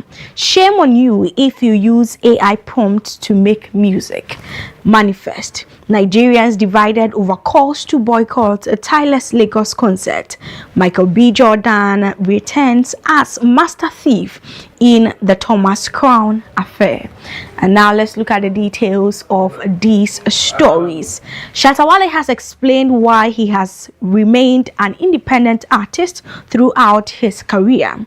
Speaking in an interview, the dancehall star said he realized years ago that he was already handling the work of a record label by producing his beats, mixing and mastering his music, creating promotional materials, and uploading his songs to streaming platforms himself. While acknowledging that record labels can help artists become superstars, Shatta Wale said retaining ownership of his catalog and creating control remains his top priority. The award-winning musician says his independent approach has allowed him to build his brand and invest in his earnings on his own terms. I said now, because I'm experienced with music, when I want to work with a record label now, I only tell them, take my songs, I don't need them. Pay me something and let me go. So I won't come back and be fighting, give me my masters, because I have so many masters that I have like, down. So now my mindset is, I can sit with a record label and say, okay, take the album. How much are you going to give me for my marketing and whatever? You guys market it, promote it anyway. Just give me my money and let me just go and sleep at home. When you need me for a show, call me, you pay me for the show, I'll come and perform. You understand? But if you want to put your mind on a record label, like, I want them to sign me and I want them to, yes, you get all those deals, but people will be asking you for money and you'll be misbehaving. Why? Okay, this guy, he get a record label, why? I don't get money. Why they drive this car? Why? You see, there are artists that is their dream. I want to be signed. But when you get signed, do you know what it entails? I've built my mind so much that I see record labels like, okay, let me just make my money first, so that when I go into business with them, I can also play my part and they'll play their part. So I won't go. So when I say So that is what Shatta Wale has to say about record labels and why he has decided not to work with a record label, because he basically does everything by himself. And you know, these are some of the things that as an artist you need to learn, and you even need to know how, or have an idea about some of these things. Because imagine an artist who can't even mix their own songs, who can master, who can't even record themselves. That is not the way to go. At least, if not anything at all, I've been hearing that as an artist you should be able to record your own songs or your own sound by yourself. Then you can leave the mastering, the mixing, and then, you know, the sound part or producing to people to handle it. But sometimes you need to know what's about, you need to know what goes into this and that, and then most importantly also the business part of the music. Very, very important. But that's Shatta Wale's point of view. I know that we have our own opinions and then what have you. So if you also have different views and opinions, you can do that through our social media platforms. You can comment, and then we can talk about it. We can talk about it. But yes, it's been a while we heard from Kwaku Flick, and yeah, he's back in should I say in town or in the industry? I mean, he's been there, don't get me wrong, but yeah, in terms of music, he has something for us this month. In fact, let me just be honest with you, tomorrow Kwaku Flick is giving us a new song. So Kwaku Flick has built excitement for his next release after teasing his upcoming single titled Frango. The rapper and singer shared a preview of the track on social media ahead of its official release on July 31, giving fans a glimpse of the song's sound and visuals. The teaser has already generated excitement online, with many fans eagerly awaiting the full release. Frango becomes Kwaku Flick's latest offering as he continues to expand his catalog of melodic rap and Afrobeat music. So tomorrow, God willing, which is Friday also, we get to, you know, enjoy our weekend. And this time around, not with the songs that we know, with a new song coming from Kwaku Flick. So we are wishing you well, and we're greatly anticipating for the release, God willing, tomorrow. When we hope that it comes out well and also becomes one of the biggest hits in the country and of course beyond. But let's talk about something that Manifest has also said, and that has generated a lot of debate on social media since yesterday. So award-winning rapper Manifest has criticized the use of artificial intelligence to create music. Speaking on Tune Talk, the rapper said, "Shame on you if you use AI prompts to make music," arguing that artistry should remain a human craft. He also proposed that streaming platforms introduce an option allowing listeners to choose whether they want AI-generated songs included in their playlist. His comments have reignited the debate over artificial intelligence in music, with opinions remaining sharply divided across the industry. You make food with prompts. Hey, create a tomato. That's where we are heading. You people who are making songs with prompts, yes, you can use technology to help you make music. I'm all for it. I'm pro technology. But if you're making solely by prompts, shame on you. Shame on you. You. I want to call out some people I've seen even in Ghana using prompts to do this thing. Letting AI write you whole songs. Where is the human involvement? Without the human involvement, is it art? It's just artificial. Maybe. So that is what Manifest said yesterday on Tune Talk here on WoezorTV. If you want to watch the entire conversation, you can do that on Saturday at exactly 4 o'clock p.m. on WoezorTV, or you can hop on our social media platforms, our YouTube and our Facebook, and you find it on our channel, Tune Talk with Manifest. And also, Nigerians are divided over calls to boycott Tyler's upcoming concert in Lagos. The backlash follows the announcement of the Grammy-winning star a pop tour, with some social media users linking the show to renewed concerns over alleged xenophobic attacks against Nigerians in South Africa. While some users have argued and urged fans to stay away from the concert. Others insist politics should not prevent artists from performing across Africa. The debate has fueled widespread discussions online ahead of Tyler's Lagos show in December. And then we have a lot of reactions coming in from a lot of creators, random people. Like, a lot of people are doing and filming videos about this concert. If you clearly remember and you've been following, yesterday I told you about Tyler's A Pop world tour coming up very shortly. It is starting in October, ending in December in Lagos. And I was even saying that we didn't see Ghana also on there. I mean, if we put the whole politics aside, we all know that we love Tyler so much. I mean, if you're not a Tyler fan, then I don't know the kind of music you've been listening to, but I mean, I understand we all have preferences and then what have you, which is cool. But I mean, can we put the politics aside and have some fun? But also, you know, we all have good point of view, I mean, in this case, but business is business, right? And fun is fun. But we'll see how far it goes. I hope that it doesn't result in her canceling her Lagos tour, because I know that there are also people out there who would love to see and experience a Tyler concert. But I am here for all the updates, so when I get updates on it, or when Tyler comes out to comment on this, I'll do all to bring that to your notice. Now let's talk about something that is also going to hit our screens very soon, as Amazon MGM Studios has released the first teaser for the Thomas Crown Affair, directed and starring Michael B. Jordan.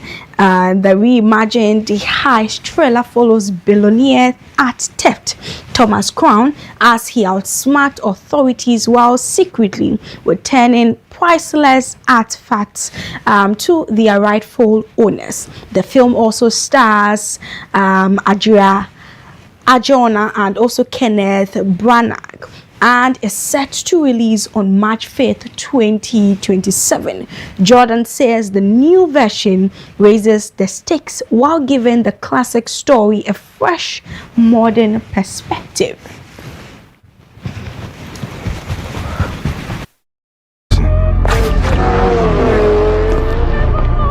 Every step was part of a plan. Things slowed down. It was silent. And I was surprised how easy it was. But I'm not finished yet. So yes, that is Michael B. Jordan, and that is his work. Yes, he directed this movie, and then he is the main character of the movie too as well. Just like that, we had a lot of awards which was won by Sinners when it was released, and we just woke up and then we have another movie to look forward to or to anticipate for, which is the Thomas Crown Affair, hitting our screens next year, God willing, 2027, March 5th to be precise. So you mark your calendars if you're a movie person. But I always say that even if you are not a movie person, you can always mark your calendars to enjoy some good storyline. So yes, this is where I draw the curtains down for today's entertainment update here on the WoezorTV Breakfast Cafe. I am Evergreen Asante. Thank you for watching. Remember, Tune Talk repeats on Saturday at 4:00 p.m. So do well to make a date with us. Until then, I always say take care of yourself and enjoy the rest of our programs.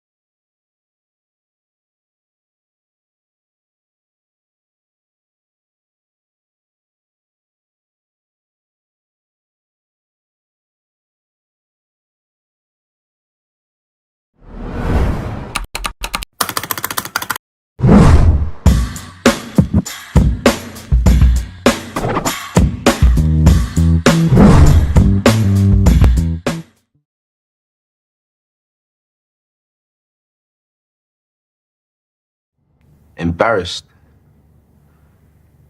Too embarrassed to speak to a loved one. Too embarrassed to speak to your doctor. Too embarrassed. When in our lifetime, 1 in 4 black men will be diagnosed with prostate cancer. 1 in 12 black men will die from prostate cancer. Let me repeat that. 1 in 4 black men will be diagnosed with prostate cancer. 1 in 12 black men will die from prostate cancer disease. 1 in 12. That could be your dad, even your older brother, uncle, or grandfather. You need to make sure they are not embarrassed to speak to you or their doctor about it. Hey, Dad, have you had your prostate checked out? See? How hard is that? It's easy. Just start the conversation. Prostate cancer is survivable if caught and treated early enough. Don't let embarrassment stop you having this important conversation. You may save someone's life. Not just your own.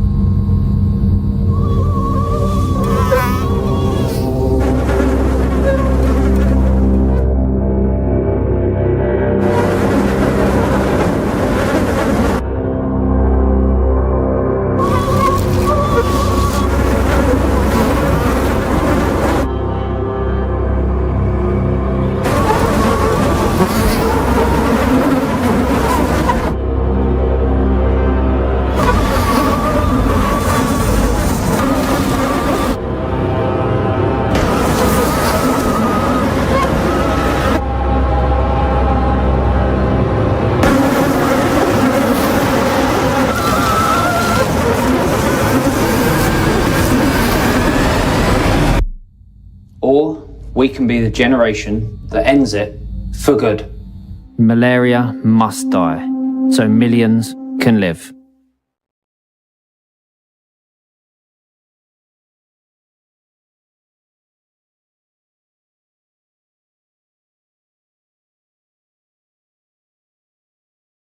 Gentlemen, I've got some bad news and some good news. Okay, the bad news is that your chances of getting prostate cancer are now just 7 to 1. In fact, prostate cancer is killing 1 man every single hour of the day in this country. Imagine that, 1 every hour of the day. But the good news is, we're forming a team to stop that clock. Men United. It's time men united together to fight prostate cancer, the way women have united against breast cancer. We need to get together and find a cure, as well as better ways to care for the 250,000 prostate cancer sufferers out there. Please, get on side and join us in the fight. Men United versus prostate cancer. We can win this.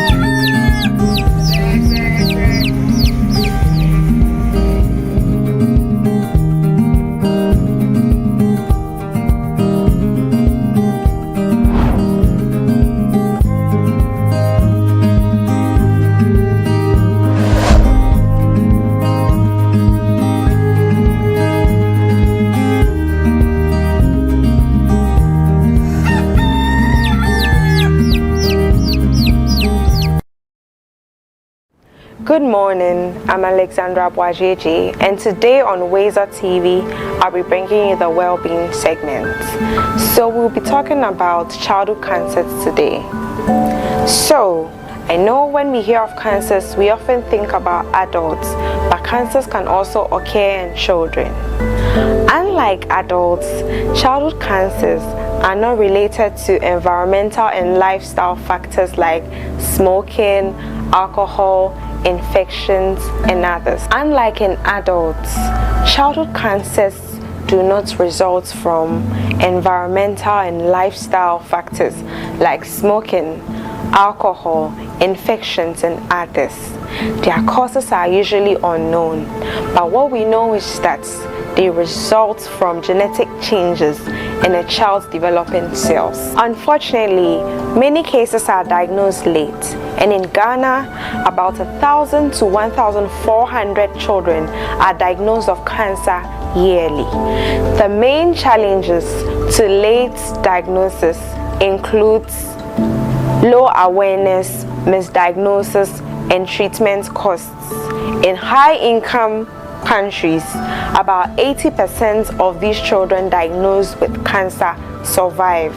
But in Ghana, there's 20 to 40% survival rates because of these challenges mentioned. The common childhood cancers include leukemia, that is cancer of the blood, brain and spinal cord cancers, retinoblastomas, that's cancer of the eye, and solid tumors like Wilms tumor, that's cancer of the kidneys. We also have challenges in Ghana like very few pediatric oncology units, and even challenges in accessing drugs used in cancer treatment. So, what are some of the signs to watch out for in your child to know if your child has a cancer or not?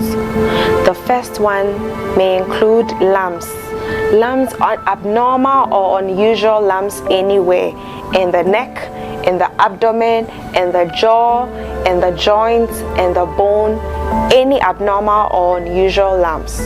Also, if there's a white spot in their eyes, that also indicates retinoblastoma. Again, when there's persistently high fevers more than 2 weeks, when there's also unexplained unintentional weight loss, easy bruising or bleeding, paleness, easy fatigability, when your child is always tired even after doing nothing, and when there's also bone pain and fractures. One important symptom to note is persistently high fevers greater than 2 weeks, when there's pallor, when there's easy bruising or bleeding, when your child has bone pain, fractures, and back pain. As I said earlier, there are numerous barriers to childhood cancers in Ghana. As mentioned earlier, late presentation is one of them. Expensive drug costs is another, including the Konfanoche Teaching Hospital, Kolebu Teaching Hospital, and the Greater Accra Regional Hospital. Accessibility to these centers is also a barrier. Some families actually abandon the treatments midway, and also some do not even accept treatments because of their religion or superstition. But hey, there's actually hope, because if these childhood cancers are detected at an earlier stage, they are actually curable.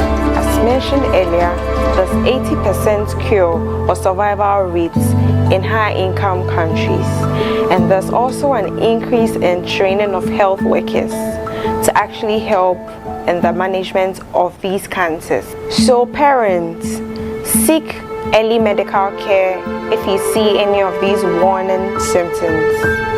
Healthcare workers, improve detection early at even the primary level.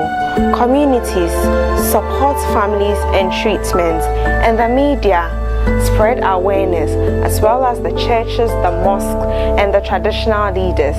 Policymakers would need you to improve access to these treatment centers and also to reduce the cost barriers. So now, by working together as a people, we can bring hope and light to these children and their affected families. Thank you.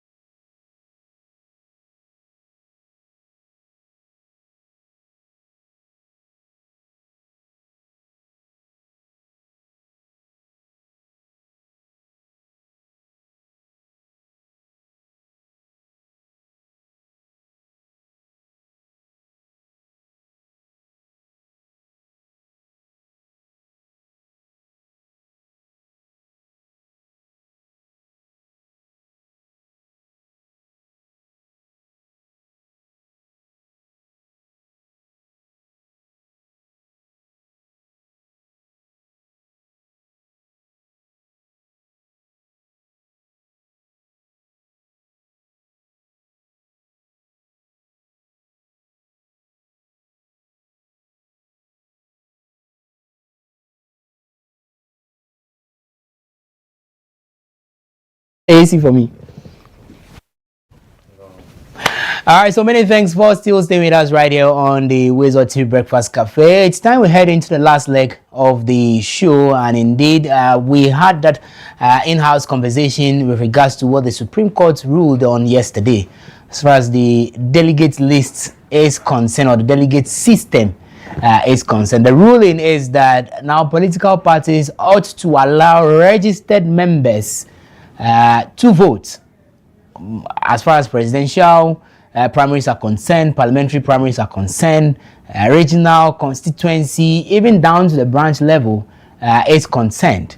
But let's get more clarity on this. I mean, you realize that earlier in the morning we had that back and forth, few questions that were raised by all of us here in studio. Let's speak to the people who matter. Mr. David Kumi Ado is the Executive Director, Care for Free Elections Ghana, has joined us via phone. Dave, good morning. Thank you for joining us. Good morning, my brother. Very well. David, let me just start with your initial reactions to this ruling that we saw yesterday by the Supreme Court. Yes. Thank you very much. My regards to your cherished listeners and viewers. Yesterday's ruling, when it came to my attention, I was very, very happy. Because you know that we've been fighting the issue of vote buying and vote selling. And we have also always mentioned that the aspiration of the Ghanaian people are not met because their votes and their decisions are always bought.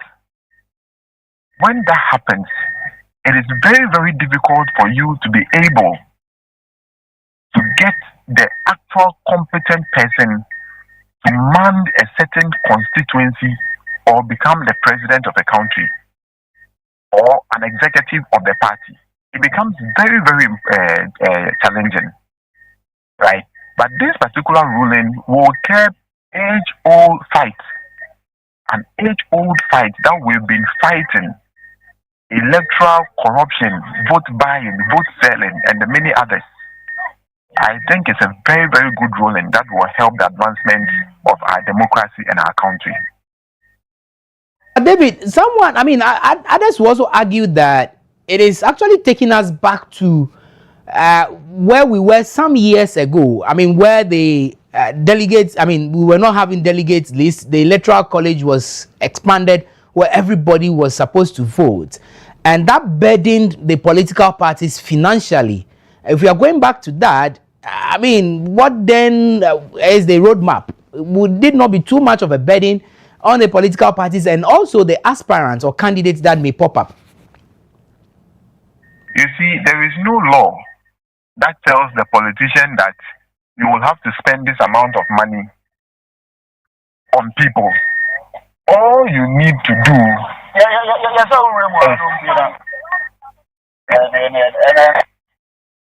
is to go and then all you need to do is to ensure that you sell your message to the people. Let the people buy into it and then let the people make the choice. You do not have to influence the choice of the people by paying them to vote for you, which has always been the norm, what we have experienced in this country. System will totally eradicate that issue of monetization. Because, of course, if there is a candidate that is well-to-do, who has enough money, he may not necessarily be bothered about this change. He can still go out there and spend. How about that? Hello. Hello, David. Yes, I'm cool. Sorry. Yes, so I am saying that I am asking, what's the guarantee that this new system, this new ruling, will really eradicate the issues of monetization? If there is an aspirant or a candidate who is well-to-do, he may not necessarily bother about this. He can go the extra mile in spending whatever money he has to become a leader. How about that too? Yes, no matter how much you have, it will be very, very difficult for you to bribe to be very expensive. They know that it is impossible because you cannot bribe 2 million people. You cannot bribe 2 million people, especially when you are going for what do you call it? Primaries, parliamentary primaries, and you think that the delegates are 25,000, so or maybe 15,000 or 10,000. You can bribe away 5,000, and then the 5,000 you can just try and see whether you can get something small from there to add on to the house. You get that? Now it's going to be everybody who is a member will be the one to participate in the elections. You cannot stop that person because the law says that so far as I'm a card-bearing member, I have the right to participate. So it will be very, very difficult, if not impossible, it will be very, very difficult for them to succeed in bribing people for them to vote for them. And I think that for me, it is a very, very good thing. It's a very, very good thing. And I will advise all political party members that what they need to do now is to ensure that they get a card. If you're a member of a political party within the branches or the polling centers, get a card. Make sure that you have a card. That one is your key or your avenue to be able to participate in every election. And then you will be part of making the decision who becomes the executive member, who becomes the MP, and even who becomes the president in the future. And that is the best for me. It's the best decision we can ever have to ensure that we stop or we reduce the issue of vote buying and vote selling. That is wreaking havoc in our democracy. It is not developing our democracy. It is harming our democracy. It is not a good thing. So for me, the ruling is the best. Those who are saying it is going to be costly are those who don't want to refrain from buying the people's vote. There are those who do not have the competence. There are those who do not have the know-how. They don't have anything to give.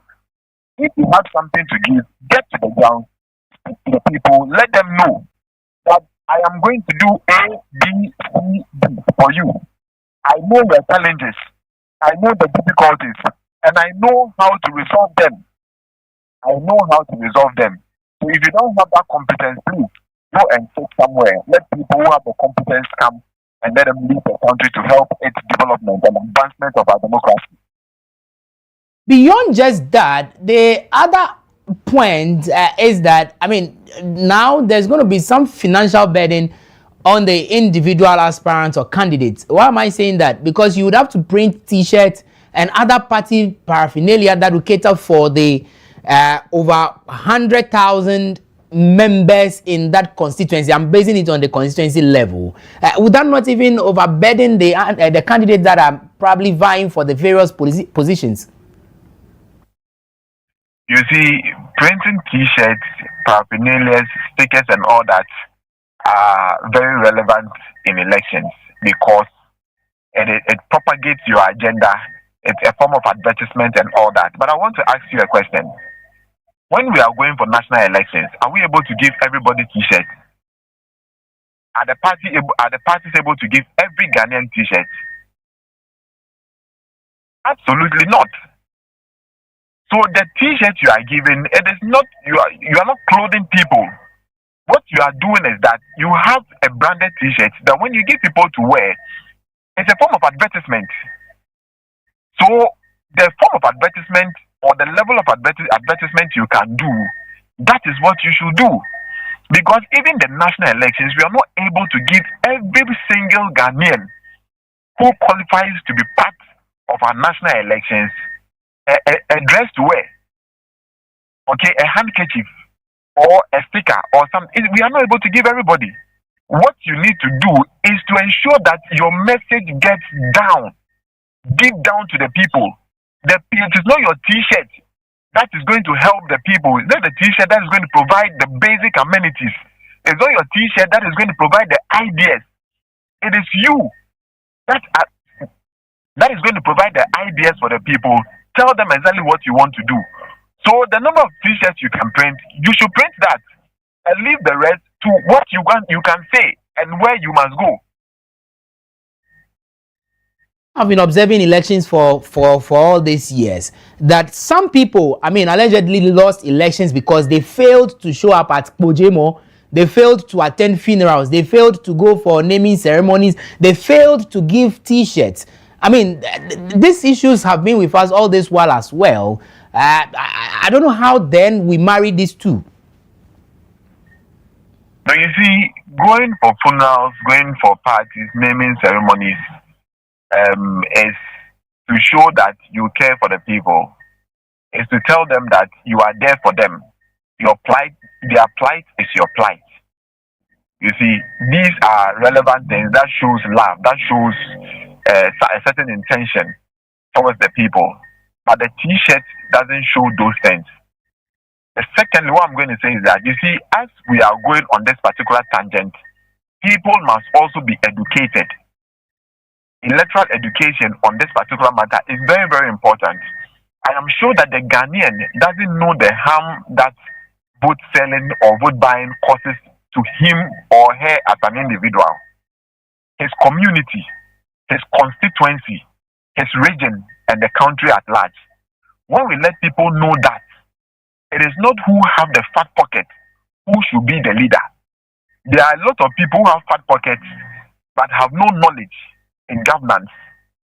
We don't want such persons. Do you want somebody to give you a T-shirt and the person, after giving you a T-shirt, then you elect or you go to select the person and vote for the person, and the person comes and your roads are bad.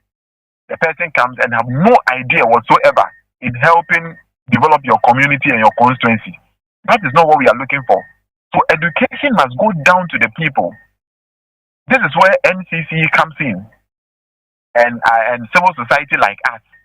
You must educate the people for the people to know that there is a great harm that vote buying, collecting money from somebody to vote for the person, that is doing to us. And in as much as we are trying to ensure that we help the country to develop, there is a need for us to stop selling our votes. Because you will take 100 cities today, development in your area is stalled and is delayed for the number of years the person is there. If people get that understanding, I am sure that they will not even fight for your T-shirt, because for the 4 years, you don't clothe them. They clothe themselves. They don't need those T-shirts before they can wear clothes to get out. People must know and understand that the message, the willingness, the readiness, the person's competence is paramount, and that must lead every political agenda. That must be made known to the people, and I'm sure that when that is done, people will not come and scramble and fight for T-shirts in replacement of the future of their children, their health, their community, their constituency, their region, and all that. Also, I mean, in wrapping up, now the Supreme Court has ruled. Should we leave it to the political parties to draw the roadmap? Who actually qualifies to be a part of the voters that will decide for the political parties? And from where you sit, who should be part? Is he any kind of registered member or members who pay dues, or what would define a member of a political party? And also bear in mind that we have people who belong to 2 or 3 or more political parties bearing cuts. You see, this is very good and very important, because we have been advocating for a mixed electoral model that will not have only the Electoral Commission superintending our elections, organizing our elections, dealing with boundary delimitation, and then dealing with political party regulation. It is like a ponderous load on the head of the Electoral Commission. And you and I can attest to the fact that the Electoral Commission has failed many, many times in this particular areas. Boundary delimitation is the reason why FAL, Santro Kofi, Akpafo, Lolobi, Lipe didn't have representation in Parliament from 2020. And this has been Christian as the cardinal sin. Secondly, political party regulation. We did a work to examine which of the political parties meet the criteria in the constitution or in our electoral laws that says that before a political party will be registered, be allowed to participate in our national elections, that political party must have presence in 2/3 of the districts of this country. We realize that it's only 4 political parties that meets this criteria. But we have more than 4 political parties contesting our elections, which is a failure on the part of the Electoral Commission. So the Electoral Commission has not been able to actually discharge the statutory duty that has been given to it. Therefore, there is a need for us to have another independent body that is like the Electoral Commission that will take care of political party regulation. This will help if we have an independent organization or institution that regulates the political party. It makes this particular work very, very easy. And I think that as a country, we must start thinking and deliberating about this particular thing so that we will strengthen our democracy, we will protect the democracy we have, and also ensure that it thrives. Other than that, when you leave it to the political parties, they will do things to their advantage and we will come back to square one. The ruling will have no good consequences on us. It will not stop anything. It will just be left as a mere ruling. So there's a need for us to have a national conversation on having a new independent or another independent body that will be like the Electoral Commission, autonomous, that will discharge the duty as the Constitution has prescribed. I'm grateful. Thank you. This is a developing story. Of course, tomorrow we'll expand the conversation, bring the political parties to also share their views on this one. We are grateful. But before you go, I know there is this breaking news. Maybe you can just have a bite on it. That I'll just read what we have gathered before you take leave of us. It says that Court of Appeal acquits and discharges former Maslok CEO Sedina Tameklo.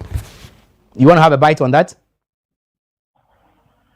Well, that is not our area, but as a Ghanaian, I will just say something little about it. Yeah. We have a court of competent jurisdiction in this country, and we also practice the separation of powers. We have the executive, we have the legislation or the legislature, and then the judiciary. Each of these bodies work independently. They are not influenced by any of the other bodies. So for me, if the court feels that per their argument they didn't commit any wrong, or she did not commit any wrong, therefore she must go scot-free. I am not a lawyer. I have not been in court to follow up on these particular things, but we believe in our judiciary. That is why we have them still thriving. So if such a ruling has come, if government feels that no, the ruling is not correct, they strongly feel that she has done something wrong, there is other avenues that the Constitution has given us. You can go all the way to the Supreme Court. And even after the Supreme Court, you can go for review. So if the country feels that, no, she did wrong, we must pursue this matter, the country should pursue it. But if she didn't do wrong, then the country believes that, okay, she did not do wrong, and what the court has said is correct, they will leave it there. I don't have any issue about it. So far as it is the court that has given their ruling, we must abide by it. David, thank you. Thank you so much. We'll end it here, but hopefully tomorrow we'll get back to you on the issue of the Supreme Court's ruling as well. David Kumi, thank you so much for speaking to us this morning. Thank you for having me. Very well, viewers, there you heard David Kumi Ado. He is the Executive Director for Care for Free and Fair Elections Ghana. But the news we are gathering is that the Court of Appeal, right? The Appeals Court overturns 10-year prison sentence on Sedina Tameklo. So according to what we are seeing, it says that the Court of Appeal ruled that the former Maslock CEO should not have been sentenced, as the prosecution could not prove the charges leveled against her. That's the breaking news this morning. Now, Oyo Karen Kote. Assembiriba. Assembiriba.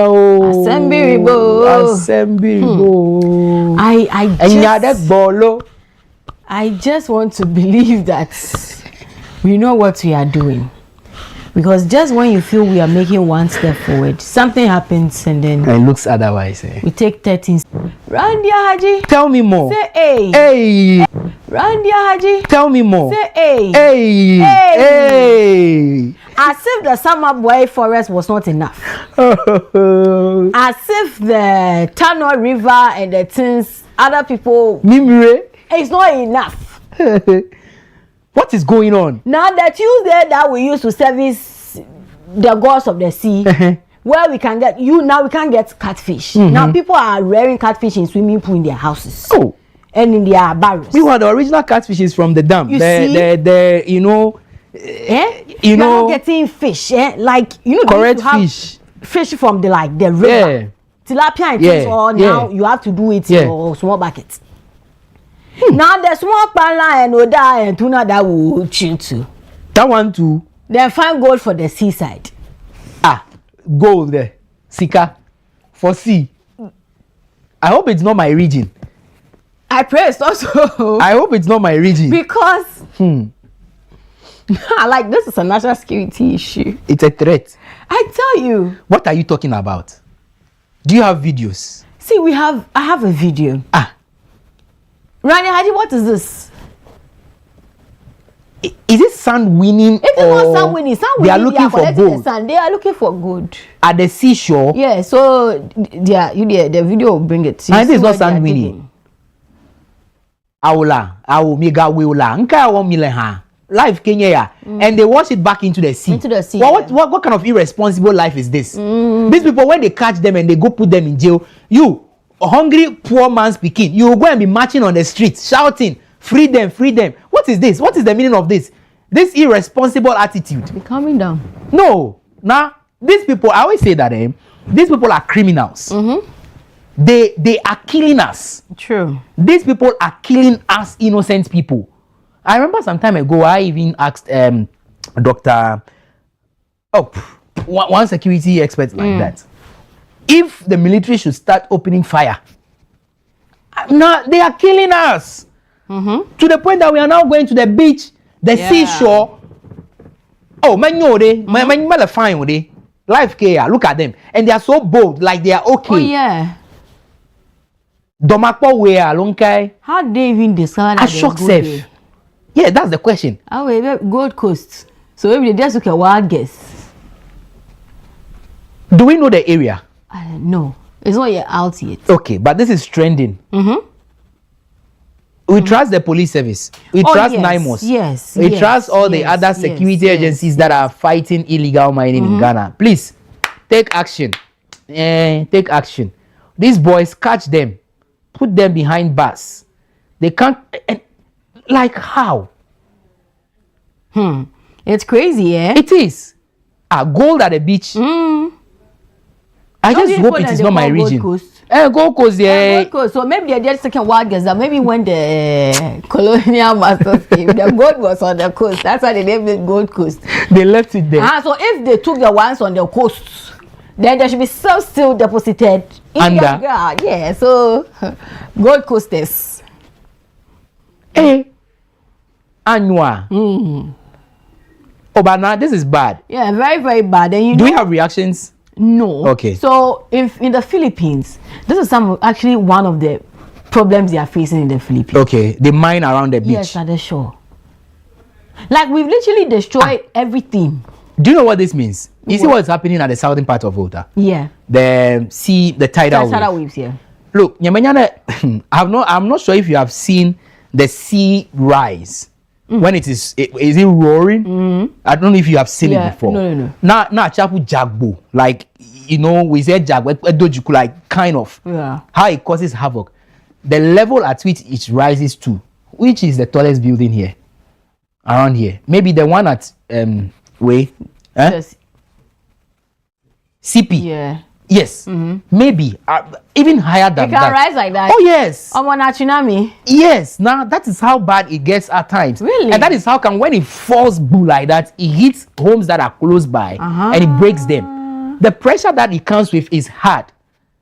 So you are creating enough space for the sea to move, find its way back into the community. Like I'm saying, I don't know where exactly this is happening, but just bear it in mind that there are communities along the beach or the seashore. If you are doing this and digging it, you are giving space to the water, the sea water, to just come into people's home. And that's what I'm saying. They should go after these boys, arrest them, arrest these boys immediately. And you see, it feels as though Mimele is strong. Nah. I saw a video recently. 3 small boys that are my sons. They were both recording themselves with phones. All the two know you can't do as shishi. Yeah. And somebody said, oh, before and moment after, we will see them crying. And their parents will come and cry. Exactly, like, really? Police, Chiomu, catch them. Naimos, catch them. Put them behind bars for us. That is the way we want to go. It's crazy. It is. It's crazy. Now it is crazy. Now, isn't it enough that plastics are already engulfing? Oh my God. Isn't it enough that we are battling with tidal waves and even sea defense? We are suffering to. We are talking like a lot of things. From sun winning to Mineko, the tidal waves, and now this. Them not fear to. Anyway, we wait to see how the authorities will take it. But Gold Coast, did they say the gold is at the seashore? Oh yes, they just took a walk. I'm thinking, how did they know? Because for you to detect gold, you need to do what's the word? They have an English word and term for it like that. You need to go and do a survey, land, whatever they call it. Yes. The gods visited them and told them, "My children, enough of the poverty and suffering. Yet it is castle so accommodating. Go into the sea and get to the shore, dig the ground, and thou shalt find gold."